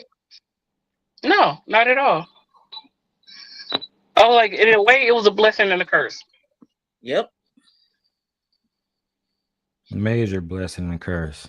Mm-hmm. Let's get back to this CNN reporter who is spewing all of these falsehoods about. Oh, cooking. Shut up. He's cooking. Global editorial director at Wired. She and her team, as anyone who watches the show knows, have been breaking so much news on Musk and Doge and what's going on. So now it's even more uncertain because it was, respond or else. And then, Trump's own appointed secretaries were basically like, don't respond. Now Musk saying we get a second chance or else. Or else something. Right. So what is all this? I feel like I have been saying the word chaos on your show a lot for the last month, and it's because it continues to be just this erratic, irrational, baffling chaos playing out across the federal government, and this is just another example. I'm confused. I don't know what will happen to these federal employees if they don't send 5 bullet points of their accomplishments last week to an email address ostensibly. They gonna get fired, girl. We just heard it. What you talking about? You don't know what's gonna happen. Didn't Donald Trump, Marcy, just say they're gonna get fired unequivocally? They're gonna get fired. But I mean, if you're gonna fire me because I'm underperforming. Fire me because I was insubordinate for some reason. Fire me because it's anything other than you're out if you don't give me 5 reasons why you should keep your job. What? Can't we agree, Marcy, if let me be specific. If the president of the United States says, hey, I need you to write a report, and you say no, could that be considered an insubordination? No, not if you don't have a reason for wanting that report. What do you need it for? You're gonna have to hire a bunch of people to read all that, especially if we talking over 50,000 people. Now, who gonna read all that? Who? Can't we also say that there's a chain of command, and with him being the top of that chain, that you're not really allowed to kind of say no to this kind of thing? Like, you can't really say that. Nah, I do what I want, Mr. President. F you, buddy. He's doing what he wants. He's doing what he wants. As far as changing the command, it's according to what branch you are in. He's executive. Thank you. So these federal workers can be in legislative or judicial. He has no jurisdiction over that. The law is the law. So if they decide to say, hey, I work at the judicial bench, I don't owe you anything. What are you talking about? I was like then you might as well fire the person I got to report to then. Yes, just like just like Trump can't sit there and fire none of the Supreme Court justices. He can't fire them. What are you talking about? I'm like, so yeah, it's according to what branch they're in. And once again, I'm gonna say this one more time. Who is it for? And what is it for? And you already do that anyway. That's what my boss does. So what are we talking about? They already do daily report. They already do weekly reports. They already do that. So why a weekly report for who? You that's not going to read it, or for Elon that don't need to read it? There's no way he should have access to our social security numbers and private information and all. There's no reason for that. You feel naked out here. That's like identity theft. You guys are to believe that he is trying to basically steal information to what end? Guess we'll find out. I said, okay, if you retain you retain more money on government contracts based on those contracts that could have went to regular contractors, especially black and brown contractors of companies, what does that tell you if you have their information? I can myself can sit here and not give you money because I don't like the color of your skin. Oh, I could use this money, or I could use this money for myself. Fair enough. So no, nobody that wasn't born here in America needs to have access to anybody's private information.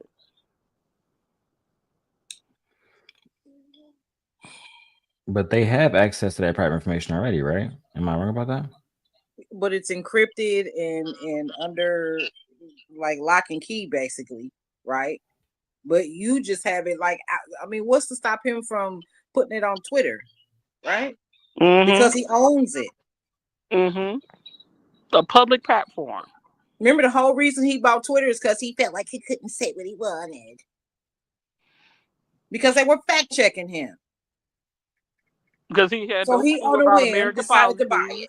He had no clue about American policies or anything. He's not from here.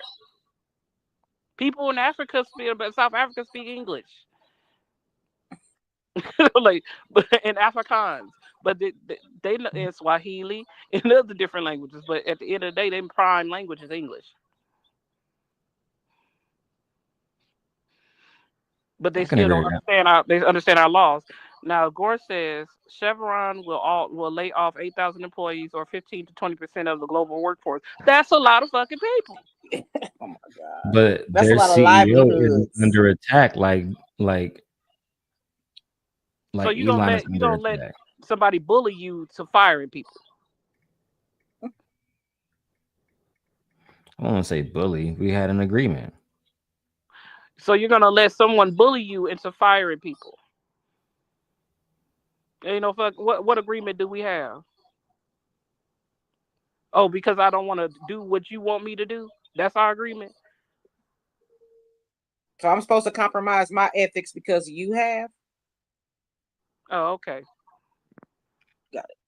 Thank you. So you're gonna lay off 8,000 people for however long? Or does the uncertainty? Like that's a lot of families. I said, or does it have anything to do with these tariffs that you are putting on Canada and Mexico? Mm-hmm. I digress. Yeah, that's what I'm saying. Gore is putting all the. This is a lot of people. You can add this up. This is a lot of people, a lot of livelihoods, a lot of college funds, a lot of babies being born or not. This is affecting people. People are losing their jobs because of budget cuts and because the companies can't afford the tariffs, because they would rather lay off people than pass the cost on to the American consumers and whoever else. We all gonna pay. As simple as that. Whether you broke or not, we all gonna pay in some way. Every time. Every time. We gonna pay, child. Let's get back to these white women. Katie Drummond over at the CNN. She worked for The Wire, and she had a lot to say. controlled by an unelected billionaire. Right. It's chaos. It is absolutely bizarre. I mean, Musk actually then called the email, Katie, a very basic pulse check. Sure. And that was the word there appears to have been carefully chosen. Right. The suggestion is that dead people are on the government payroll and that somehow there's some sort of fraud going on. You know, you say you're working where else, and then Trump actually brought it up this afternoon. This whole idea. Here's what he said. Mother. BRB, guys. Jesus Christ. Taxes was feeling. A lot of people are not answering because they don't even exist. We have to find out where these people are. Who are they? And we said, if you don't respond, we assume you're not around.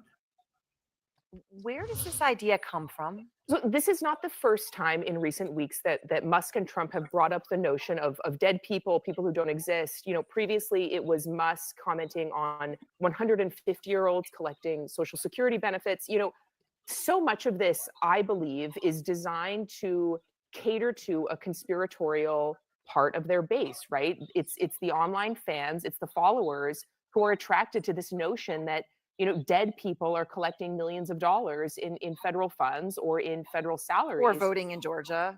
They're everywhere, and they're all dead, and they are taking money from tax-paying Americans who really like to believe in things that aren't true. And I think that this is another example of Musk and Trump playing exactly into that audience, exactly into that base. Back to the famous movie, I See Dead People, right? Okay, Musk's moves are causing a lot of backlash. I mean, the TVs at the Department of Housing and Urban Development, HUD. I mean, this was kind of amazing. I don't know what it was, in like an AI-generated video. AI-generated video. It was Trump, and he's kissing Musk's feet. The words "Long live the king" are on the screen. And then they had to literally, I guess, manually turn the TV off. They had to unplug all of the TVs. What do you know about this? We Marcy, you see what I'm saying?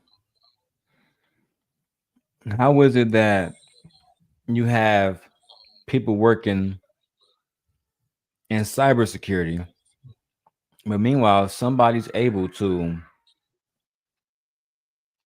go into these people's system, hack every goddamn thing, and play a video of Trump kissing Elon Musk's feet, which was a fake AI-generated video? Incompetent people have to be fired. Like, no, that don't have nothing to do with incompetence. I'm like, things will be missed when you're in cybersecurity. You're in working on cybersecurity right now as you speak, right? Do you think you're going to catch everything that comes through? We got kids that are hacking stuff left and right. For the most part, they've caught everything, and you're sitting there talking about a picture being leaked. He didn't say that. Nobody said a word when Putin put up his wife with no clothes on state TV when everybody in the country saw it. Now you was quiet. You didn't hear nothing. Now all of a sudden, because it's here, everybody's in an uproar. Okay. I said, but it's a picture of a man kissing his feet. Well, technically, that's what the fuck he doing. What are you talking about? Okay. And that's not the only picture I've seen. That me either. But y'all more outraged about this picture that depicts the actual situation, actualization that's going on here in America. But you didn't sit up and say they hacked and shut down the gas, the pipelines, the windmills. They not the stuff that's important. They hacked the computers to put out a picture of Trump kissing Elon's feet.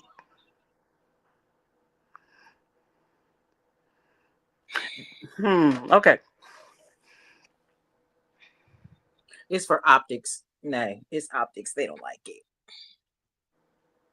Yeah, I mean, we're very outraged. I'm like, at Chevron, that's horrible. But this is all happening in the depiction of Trump. I'm like, were these people fired before Trump or after? Were they fired back then, or they're being fired now?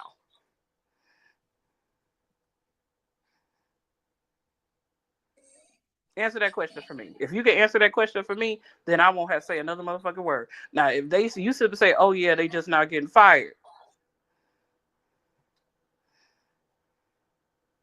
Just shut up talking to me.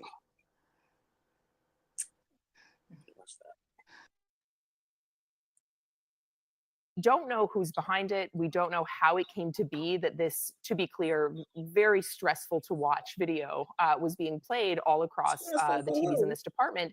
But what it signals, right, is that you have a federal workforce that is fed up. They have been plunged into chaos. They don't know if they have job security. They don't even know who they answer to. And it appears as though at least some of them are making their displeasure known, from what we can tell with a very provocative video that somehow ended up on a lot of TVs in at least one federal agency today. Provocative may be the word choice of the day. I don't know where to laugh or be absolutely disgusted. I can't in good faith tell people to watch the video. It's quite something. Man, listen, y'all playing this, so y'all didn't want the video played, and now y'all showing everybody on public TV. This is what I'm talking about.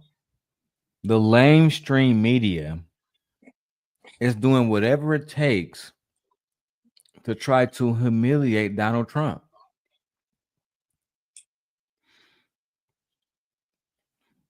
Just say you don't have anything to do to stop this man. He's a president. Elon's a billionaire. And they have a lot of support.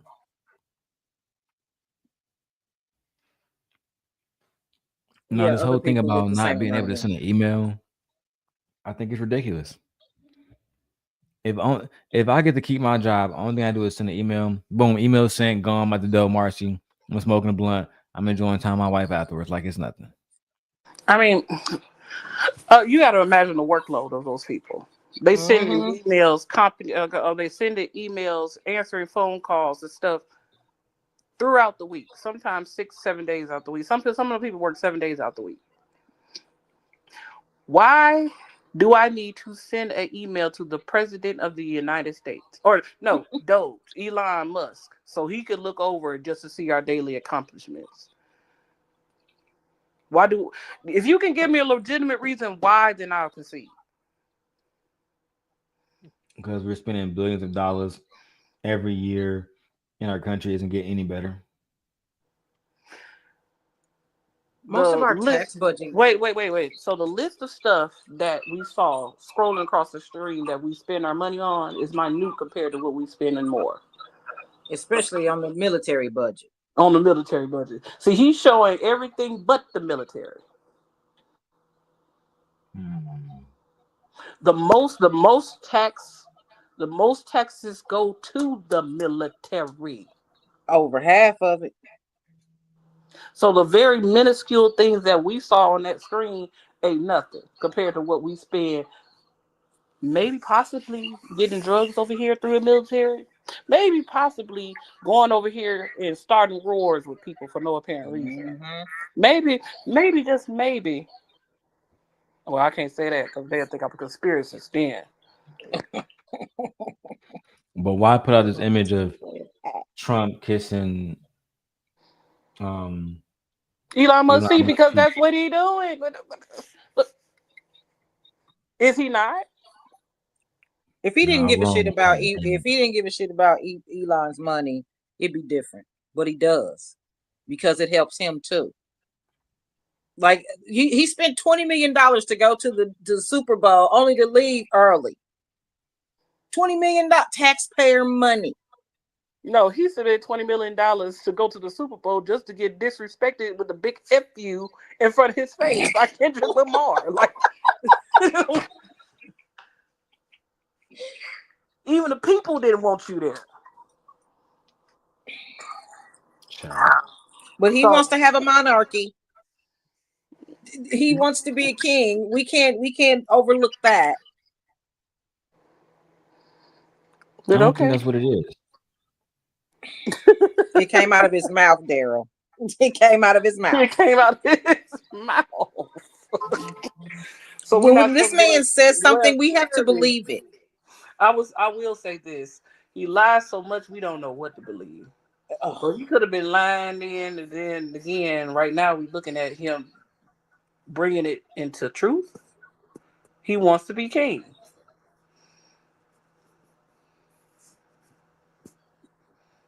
I think I don't know. I don't feel that way about this one. The federal workers, I don't feel like I feel like they're getting the same treatment that everybody else in America gets. I don't feel like they're being targeted at all. I But mean, I they really do. regular folks. They regular folks just like us. No, for So years, a lot of government people have been and kept their job with mediocre performances, which is why we've always complained about the government.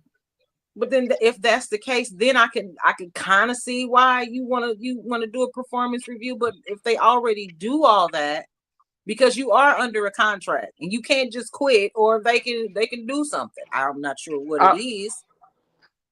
I would say this: if they were underperforming, then those branches would not be open. Those buildings would not be open if they were underperforming.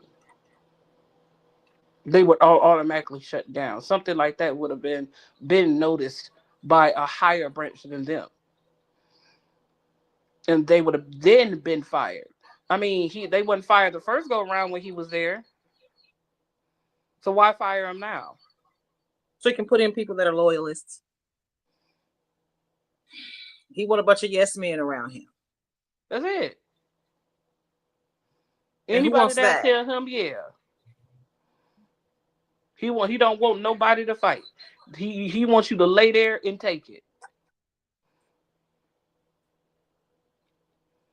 No, I definitely can agree to that.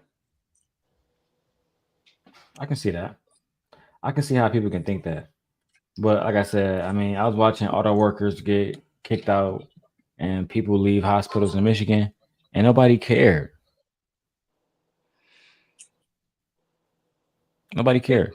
I would say, okay, so the mere fact that a lot of those companies went overseas because of tariffs and things of that nature don't spark anything for you. And cheaper labor. And cheaper Because labor. like you said, Darrell, some of them, even some of the people in your family made 80, 90,000 a year. They don't want to pay that no more. They don't want to give pensions anymore. They want you to have a 401k so they can take that shit and invest it. That's what they want to do with the Social Security money. They want to take it and put it in the stock market. No, they should have said, Trump said they gonna give the Social Security people more money. But you know, Social Security is not taxable. That's right. They want to find a way to do that and use that money to invest in the stock market. I mean, I'm trying to find a plausible way. I'm just chilling. I think No, that you can't find a plausible way. I mean, I just wouldn't I blame don't Trump. see any reason for I wouldn't any of blame Trump and this. Elon for a lot of this stuff. I just blame the people who were actually in charge. It's like when the government started to send jobs overseas, they were blaming Obama. That wasn't Obama's fault. That was the CEOs of Ford and the CEOs of Chrysler, etc. That was their fault. Right, but they gonna blame Obama, right? They blamed Obama. It didn't matter who the CEO was. Mitch McConnell stood his ass right there and said, "We're gonna make sure that nothing you submit goes through." Said it out loud. But that's It's the point. on the record. When they blamed Obama, we know he wasn't responsible. Same thing applies here. Trump isn't directly responsible for every single federal worker that's been fired. At least I don't believe so. But when you taking the word of somebody who was he was elected, but where did Elon come from? His money. His money. His money can get him any and everything he wants. Okay, yeah, exactly. But you know what? We got people like Gore that's going to say it's selective outrage. You know what? Don't have no outrage whatsoever. Just lay there and take it. Don't have no outrage. But when they come for you, I don't want to hear us. We supposed to be outraged. We supposed to be mad. We supposed to be on strike. We supposed to be no. I don't want to hear it. Lay there and take it. You sit up and say you don't care. It's selective outrage. You don't know what to be mad about. Guess what? When it affects you, I don't want to hear your mouth. This is fuck around, find out 2025 and beyond. I was just getting ready to say that. Get out of my head. And beyond. Don't be outraged about nothing. Don't be outraged on the behalf of me. Don't be outraged on the behalf of them workers. Don't be upset about nothing. You lay there and you take it. And when it happened to when the chickens come to roost in your backyard, I don't want to hear your mouth. You should have said, "Don't be outraged."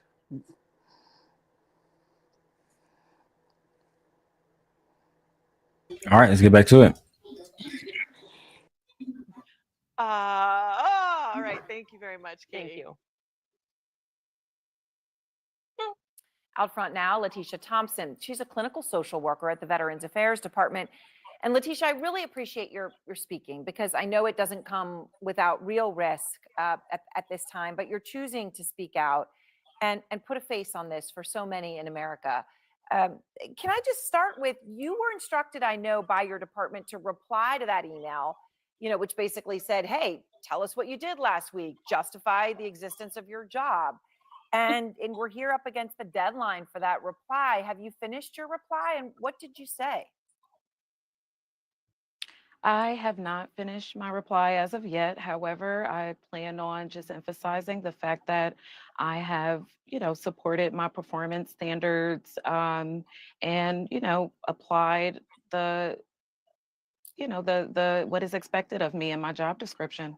So when we talk about Doge and the impact, what was your reaction over the weekend when you get this email? Astonishment. I did not expect to be receiving email, right? On Saturday, I'm not employed. My tour of duty is not at that time. And of course, I did not check my email to know, but, I did find out through my colleagues and through the news circuit that it was there waiting for me on Monday to respond to by the end of today. Shut up! Once I saw the Silly woman. I found it astonishing that I have to have a, performance audit and send an email. I was completely flabbergasted. This is un-American. This is racist. Well, so I need to report to you what my job is when you know what my job is and what the requirements are in my job. So in my email, I would say I'm doing my job. Thank you. Goodbye. Anything, Darrel, you do realize that most of the federal workers are vets and people who have been in the service. They get those jobs first. The civilians come second. Not a lot of people who are civilians hold federal positions. Even more They're reason mostly for them niggas. People who've been in the service. They just broke it down. Quick little email.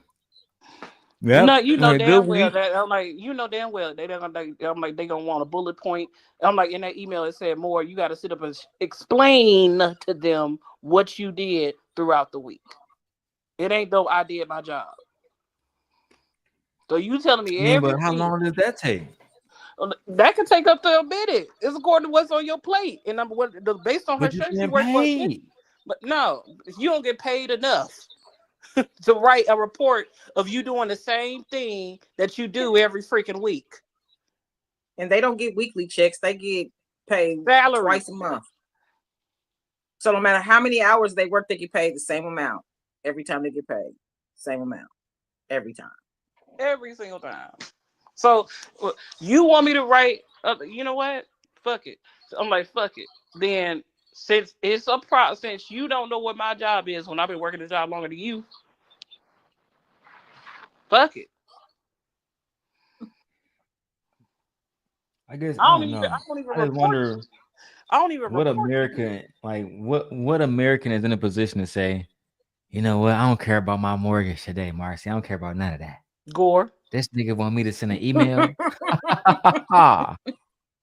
I'm out of here, niggas. What? That don't make sense.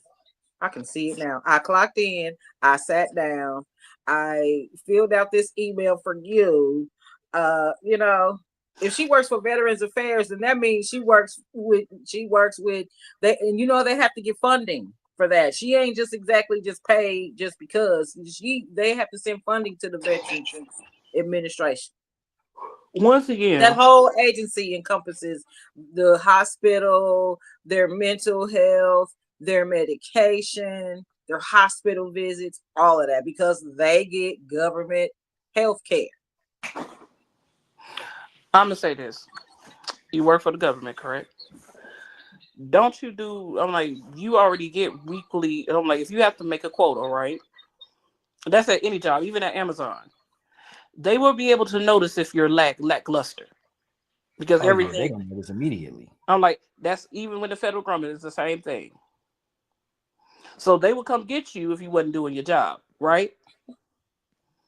You would So definitely be what? punished by the company. Yes. Yeah, okay then. So what the hell I need to write to you about? If I haven't been fired yet, evidently I'm doing my job. Evidently I'm making my quota. Evidently it was the company that I work for is making our quota. So why do I need to write an email to you? When I write an email, they already monitor my performance as it is. If this is not being done by this deadline, and they see it's not done for this deadline, they come and get you. And that's what any corporate job. I don't understand. Even a regular 9 to 5 is the same thing. So I don't understand why you trying to make sense of that. Don't make no sense. Like they And if already they're did that. monitoring, it's even more intricate, right? If they're monitoring like some of these, they have programs that monitor keystrokes, right? Like, come on, man, we gotta stop. We gotta stop. But yeah, This is wasteful Gore said, spending, don't if be you ask outraged. me. Don't be outraged. Y'all send them emails, child. Do more work than you did not getting paid for. Keep working half the death until you get to your 401k and they try to take that too. Go ahead. That's why I work for myself. Like, you'll see a lot of entrepreneurs come out, just like you saw a lot of entrepreneurs come out in the pandemic. So we standing on the fact that this is Trump's fault. We not. Who suggested it? Elon Musk.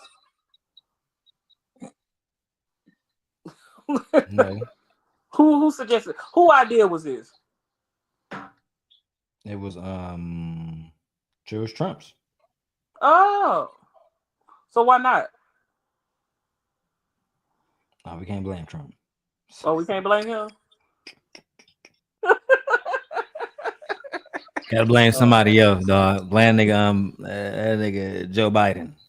Joe Biden not in office anymore. He hasn't been in office over a month. We're dealing with the fact that we had to come into a bum ass situation left to us by the Biden administration. What was left to us that was bummy?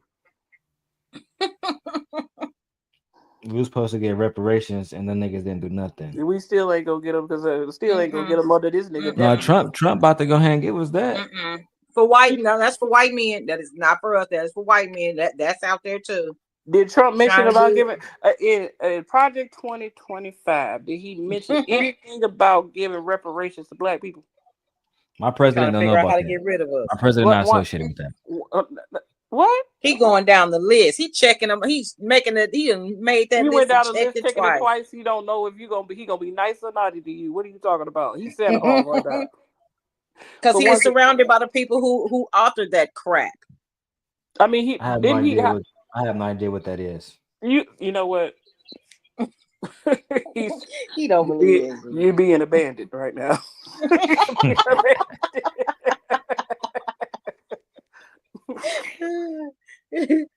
I set up a ping cord inside Discord, so every time me or Gently or the sports channel drop anything, the video is gonna drop in Discord. Child, oh my god, I'm so tired of this. So much work.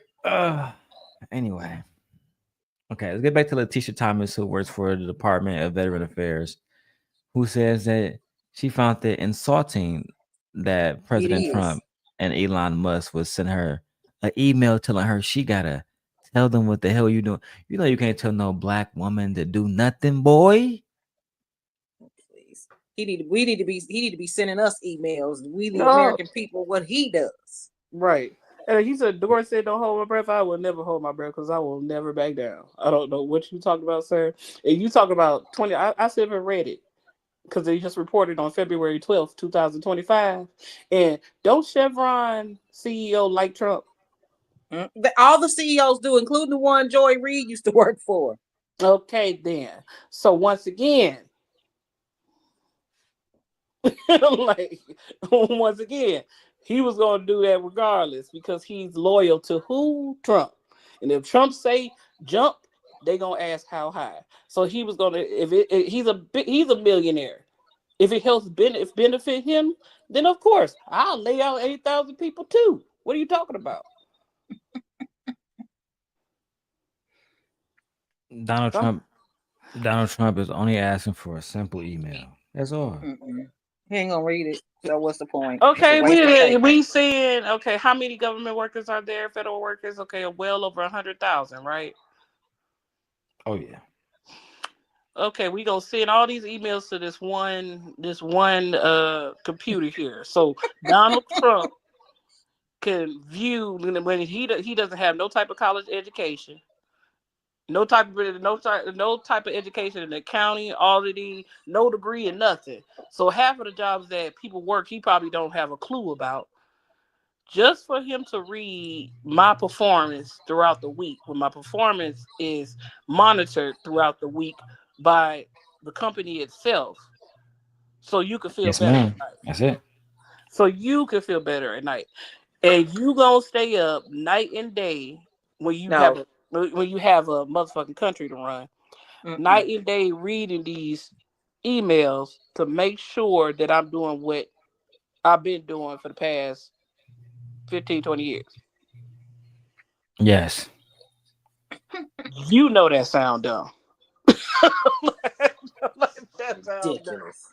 You not He don't gonna even read daily briefings. They were complaining about that during his first term. He refused to read the daily briefings.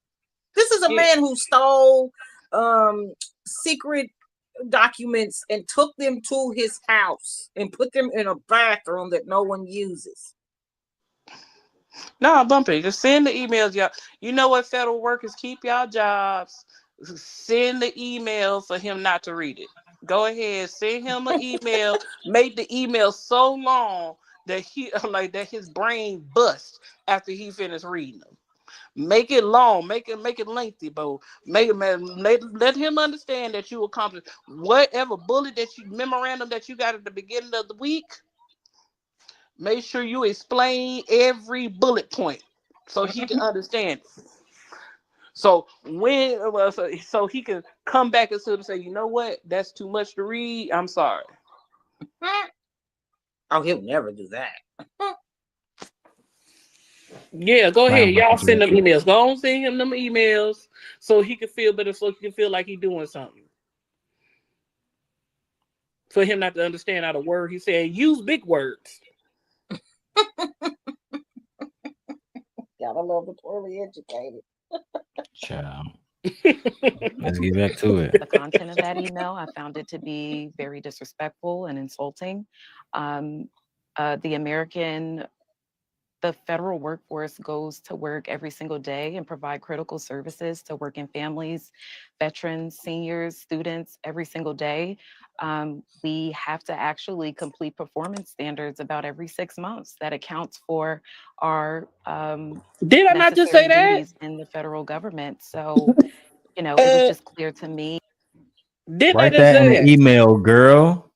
No, but didn't I just say that they get performance evaluations all the time? So if they wasn't doing their job, then they would have been fired. Mm-hmm. But no, don't listen to me. Listen to Gore.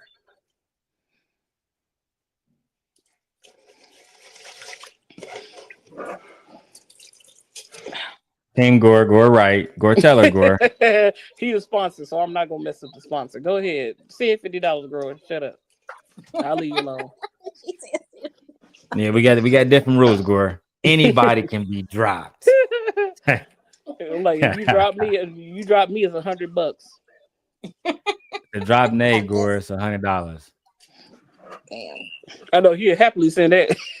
I guess I'm the sacrificial lamb. We're not trying to drop you, Nate. Gore, he not like the rest of these niggas. He gonna just have a conversation with you and just talk shit and say shit about Trump in the chat. He said I'm gonna drop. He said I'm gonna try to drop you. He said I'm gonna drop a Nate for 100, Alex.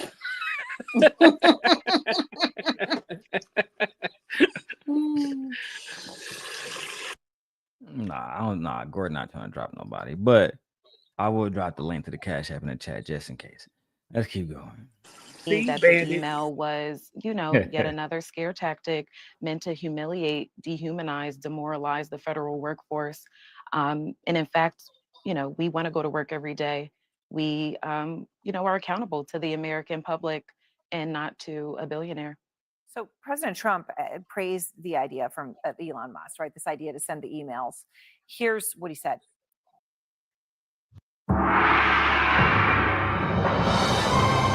Oh, man. It was absolutely amazingly divine. One of the most extraordinary evenings of my life. I really mean that. Joyful. What he's doing is saying, are you actually working? And then if you don't answer, like you're sort of semi-fired or you're fired. And, we did then learn that agencies were saying, well, that's voluntary for you to respond to the actual email itself. But then President Trump also posted a meme which was mocking. It showed a character of SpongeBob SquarePants, and the list of tasks under SpongeBob was, quote, cried about Trump, cried about Elon, made it into the office for once, read some emails, cried about Trump and Elon some more. How do you respond to those, the meme, the statement? So I guess this is the imagery that Donald Trump put up on. He said this is what they did this week. Cried about Trump, cried about Elon, made it to the office for once, read some emails, cried about Trump and Elon some more. How do you guys, is this petty? It is very. That's very petty. And it's disrespectful too, because these people, you still have to follow the system of checks and balances, which is why you're trying to get rid of the Constitution, so you don't have to follow anyone's rules but the ones you make up while you sit on the toilet and scroll on Truth Social. Damn. Oh, excuse me, your gold toilet. Can we not? It's a pissing contest. Gore said you're acting like crybabies. Well, of course you like to drink tears. You're evil, Gore. My wife is on. Hey, wife. Hi, gently. Hey, y'all. Hey, babe. How you doing? I need you to let me take off my shoes. You need me to help you? Are you saying that you need a black man? Yeah, slave, for sure. Are you trying to say you need a cane? Yes. I love you so gently. All right, let's keep going, guys. How do you respond to those, the meme, the statement that's coming from the President of the United States? Yeah, it's really unfortunate and demoralizing to hear that exactly, because I know how hard me and my colleagues work every single day to make sure that the America is running. Essentially, we make sure that mail gets processed and delivery, veterans get the care that they need, protect air and water from corporate pollution. And as far as the crying noted in the meme, this is causing a lot of emotional distress. I talk to colleagues every single day that are feeling tormented, terrorized by the incessant attacks by Doge and Elon Musk. So we have seen some government workers, when you're actually out here, Letitia, putting your name on it, your face out there. Some people have started to speak out. There were TVs at the Department of Housing and Urban Development at HUD that shows a fake video of Trump. Obviously, this was fake, but it had been somehow that someone had been able to mess with the televisions at HUD. And the image was a video of Trump kissing Musk's feet, the words, "Long live the real king," on the screen. Over the weekend, the American flag was upside down at Yosemite National Park, which would signal a distress call. What are you hearing from your colleagues about people speaking out? I think everybody does have a good understanding of how demoralizing, stressful, intimidating, humiliating all of this is. And luckily, there are folks like myself who understand what is truly at risk here. We're talking about essential and vital services being entirely removed, depleted, if Elon Musk is successful. Letitia, thank you so much. We really appreciate you. No, Letitia, we don't thank you, child. You wasted our time. in your own time. I don't know why y'all think that doing an interview with CNN is gonna make a difference. They don't care about y'all. Nope, that CEO likes Trump too. That's what I'm saying. They don't care about y'all. Oh, y'all thought they gave a damn. Oh, okay. Child. Fools. Next, let's go over to the final segment of this show, episode 1.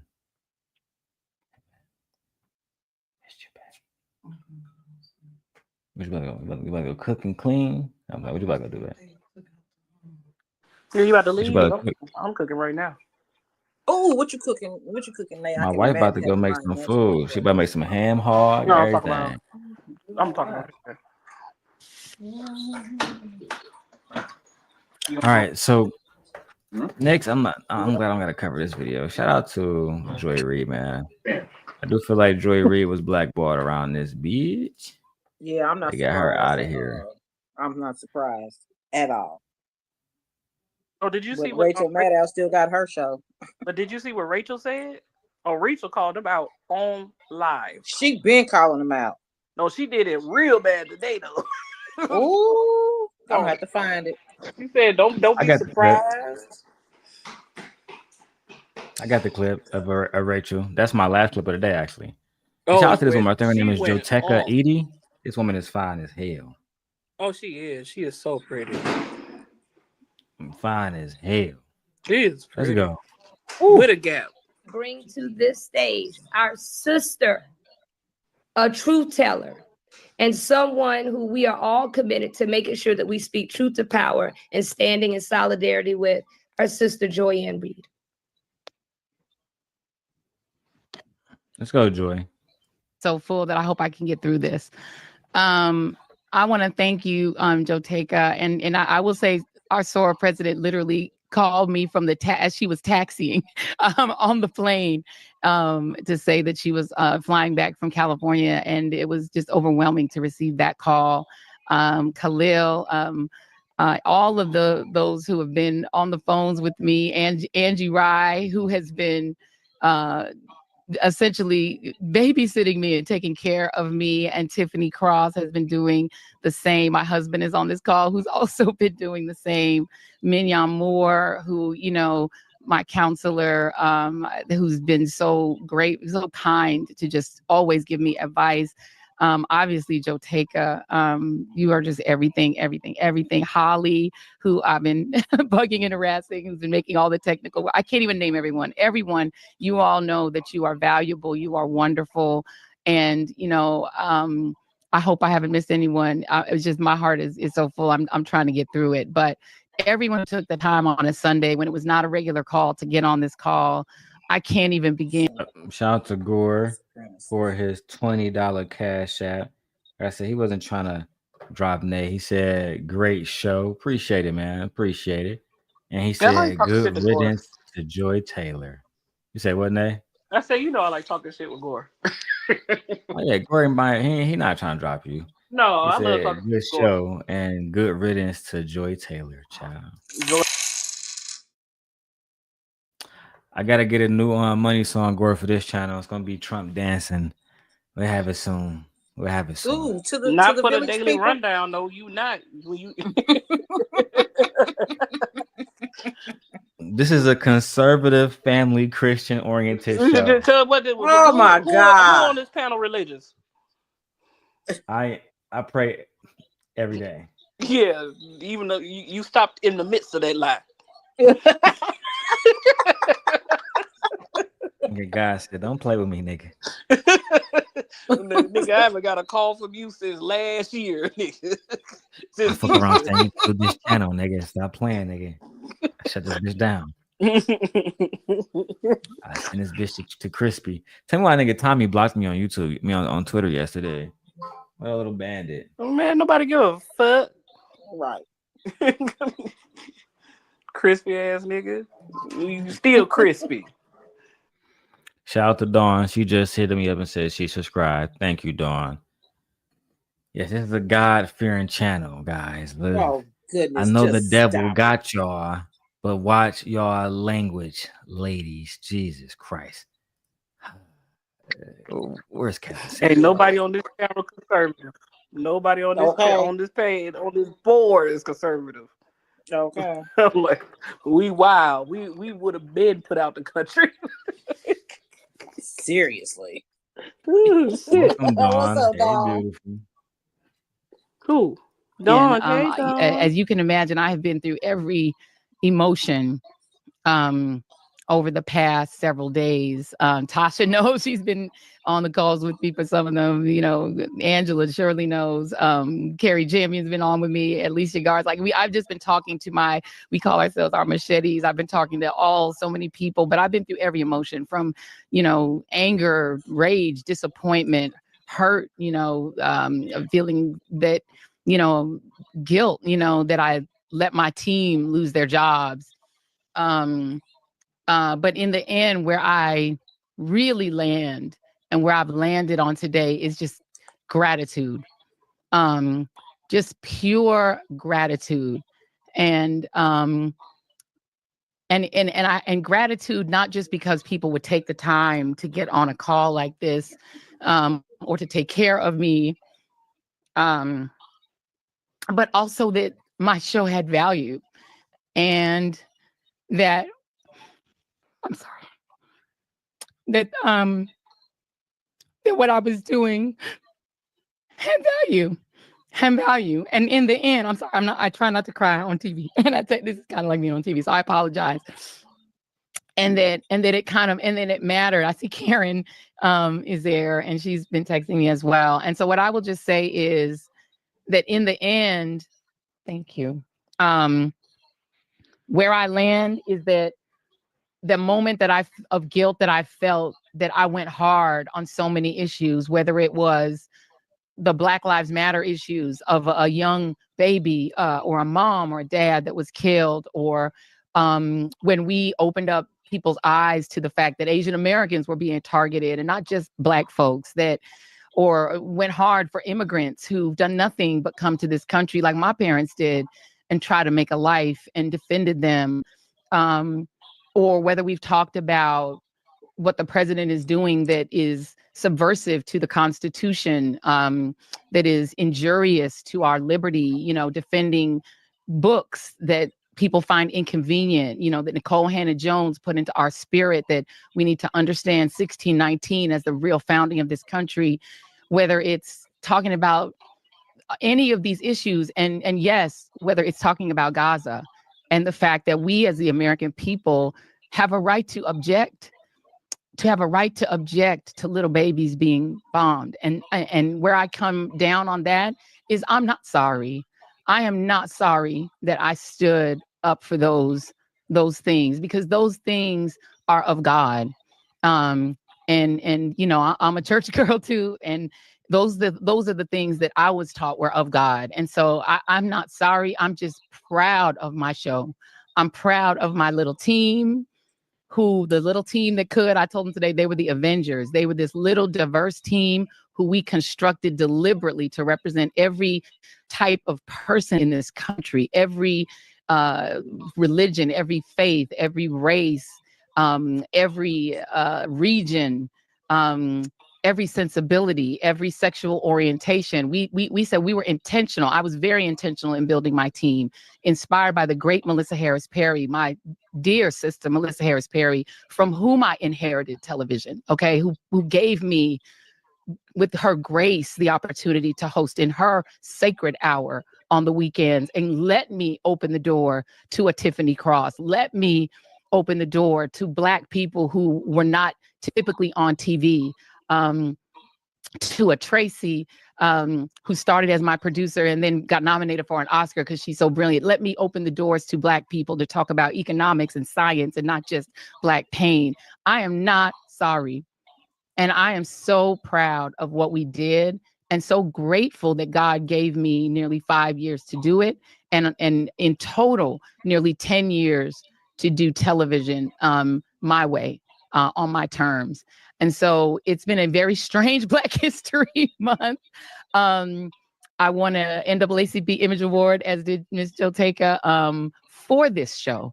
And I'm proud that it was specifically for our interview with Brittany Griner, who so many of the people on this call fought for it, fought for her, believed in the cause of her freedom. Y'all fought for that. I just channeled it on television. And the NAACP Image Award feel God put me on this earth to provide, other than telling Miss Murley's story. The service I feel, and I see Rashad here. I just see Rashad's name pop up, who I love. The service I was put here is to try to tell the truth, to try to find the truth, and to try to explain the inexplicable, and to try to make it make sense. And that's what I've always told my team. Our job is not to be the news. Our job is to help people to understand what's happening, is to understand the horrors that are happening, and to understand the joy. You know, we had a moment of joy, to understand that sometimes there's pain, but there's also joy. So I promise I'm going to keep doing that. I have set myself up, because I've been very realistic and setting myself up always for the future. I'm always planning for the future. And so there is a future for my voice. And if you all are so kind to support it, I will just be I will be even more grateful, if that is even possible, than I am right now. So I'm going to stop because I have composed myself again. And I just want to thank you all for coming here tonight for me. I cannot. My heart is bursting with just absolute gratitude. What did you have? How do you feel about what she had to say, Marcy? Do you feel like, I mean, what's your thoughts? I like I said, I cannot say I was surprised, because everybody that she mentioned was Black. From Oh yeah, they got rid of her whole team. They gone. Well, no, she spoke of former people that were on MSNBC, like Melissa Harris Perry, Tiffany Cross. All of them are people who were on either there or CNN, and for whatever reason, they lost their jobs because of what they were saying. It was too controversial. So I'm not surprised that they let her go or canceled her contract. I'm not surprised one bit. These CEOs have kowtowed to the man in the White House. Yeah, Joy Reid, I think she was like the only woman, especially Black anchor, on MSNBC that had her own hour-long segment, right? And she was a woman of color. She was a Black woman, educated woman. So yeah, I'm not surprised at all, because once this quote unquote DEI hit, it was going to start affecting a lot of people, whether it was white, Black, woman, gay. It didn't matter. It was going to affect them tremendously, and I don't even understand why she was fired, because she's been controversial for 5 whole years. She was controversial his first. So was this a get back or something, or I don't know. But a lot of people, it's not like her ratings were low. It was not like she didn't say anything that a lot of progressives or a lot of independents didn't agree with her.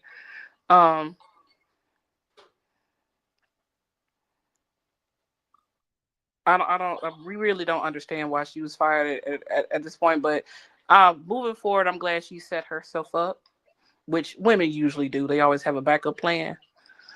And I'm for sure she's going to be very successful from that. And what she did, I'm like, I guarantee you, if she wanted to sue the company, she could, just like Don Lemon did for being wrongfully fired. I think that, maybe she could put a lawsuit in. Gore says we should talk about why exactly was she fired.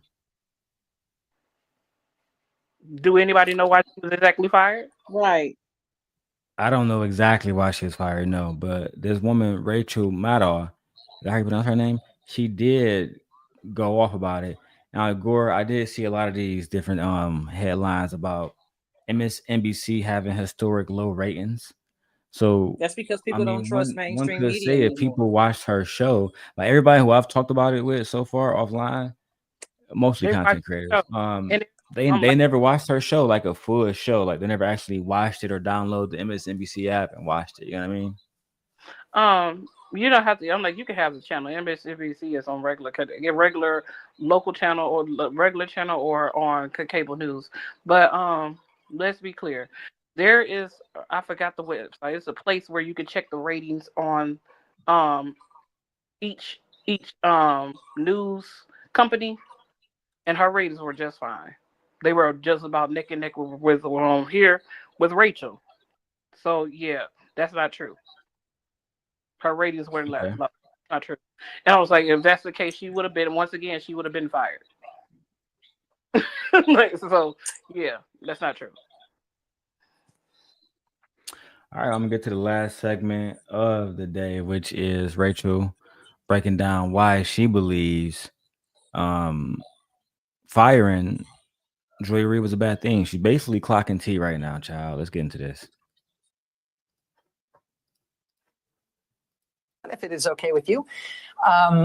You may have already heard about changes that have been announced at MSNBC over the last couple of days. The new president of our network made it official today. Some of our shows are moving to different time slots or expanding or going away altogether.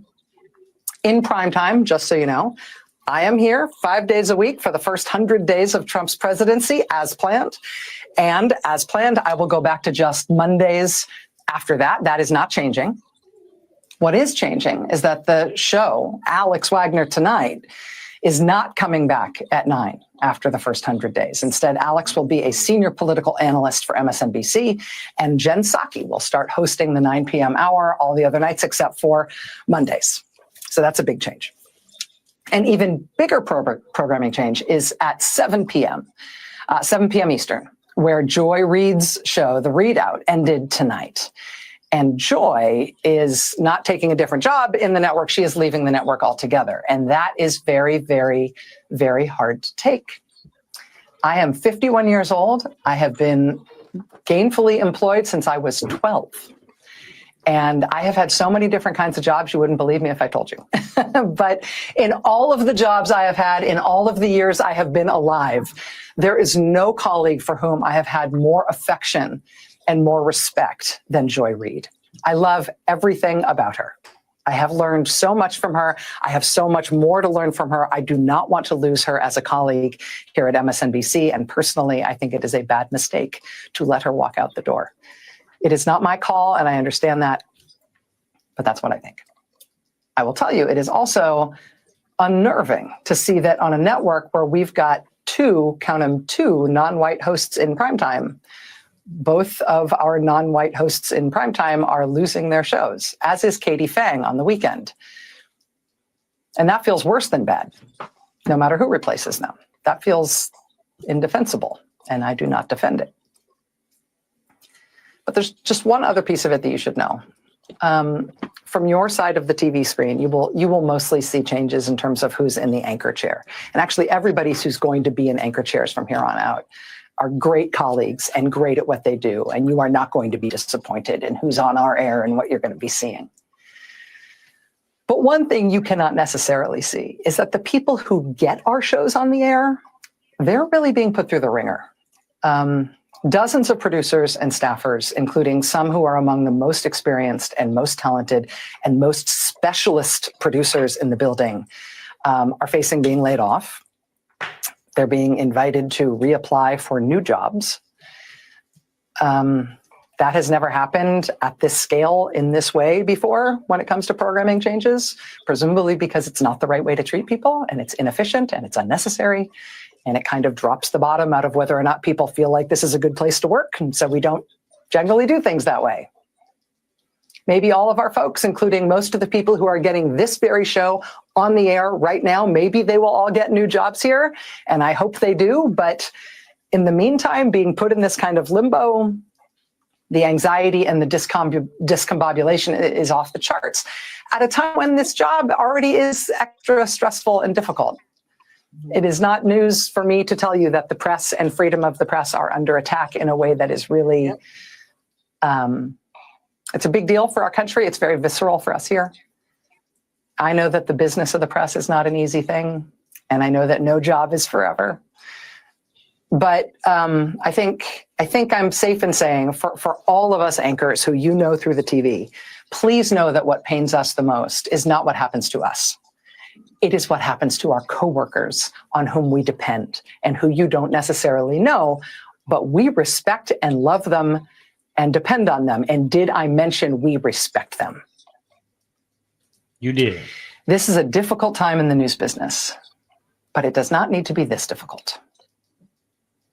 We welcome new voices to this place and some familiar voices to new hours. It's going to be great, honestly, and we want to grow and succeed and reach more people than ever and be resilient and stay here forever. I also believe, and I bet you believe, that the way to get there is by treating people well. Finding good people, good colleagues, doing good work with them, and then having their back. That we could do a lot better on, a lot better.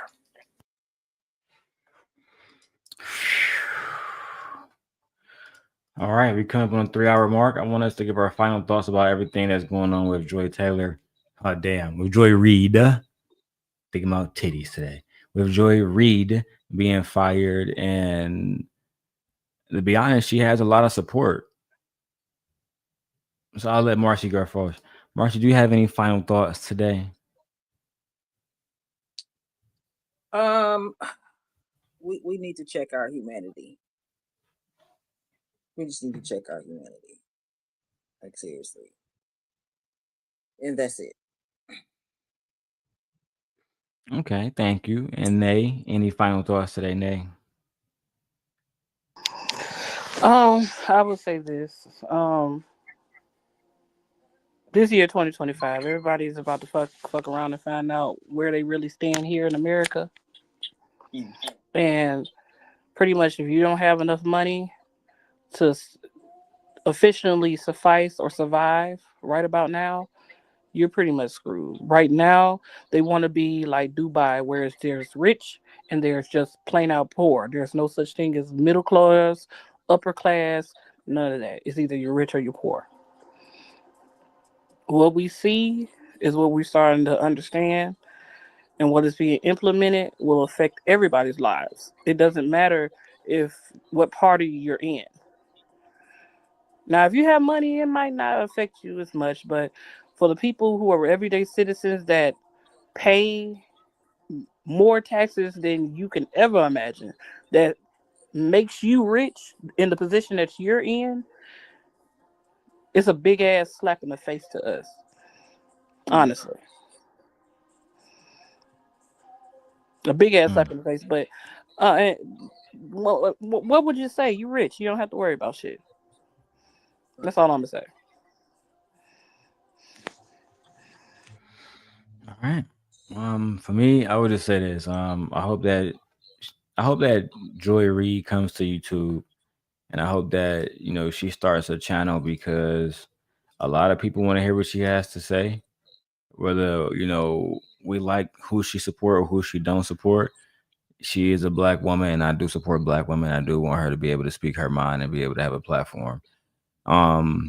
Now she can get paid through YouTube. People will come and watch her the same way that people watch Don Lemon. So I'm looking forward to see what she does next. Do I want to see her continue to go at Trump? No, but if that's her prerogative, then that's her prerogative. With that being said, I will see you guys later. Shout out to Gore for sponsoring the channel. Make sure you guys subscribe to the channel, hit the notification bell, and also become a member on TikTok. Okay. Bye, guys.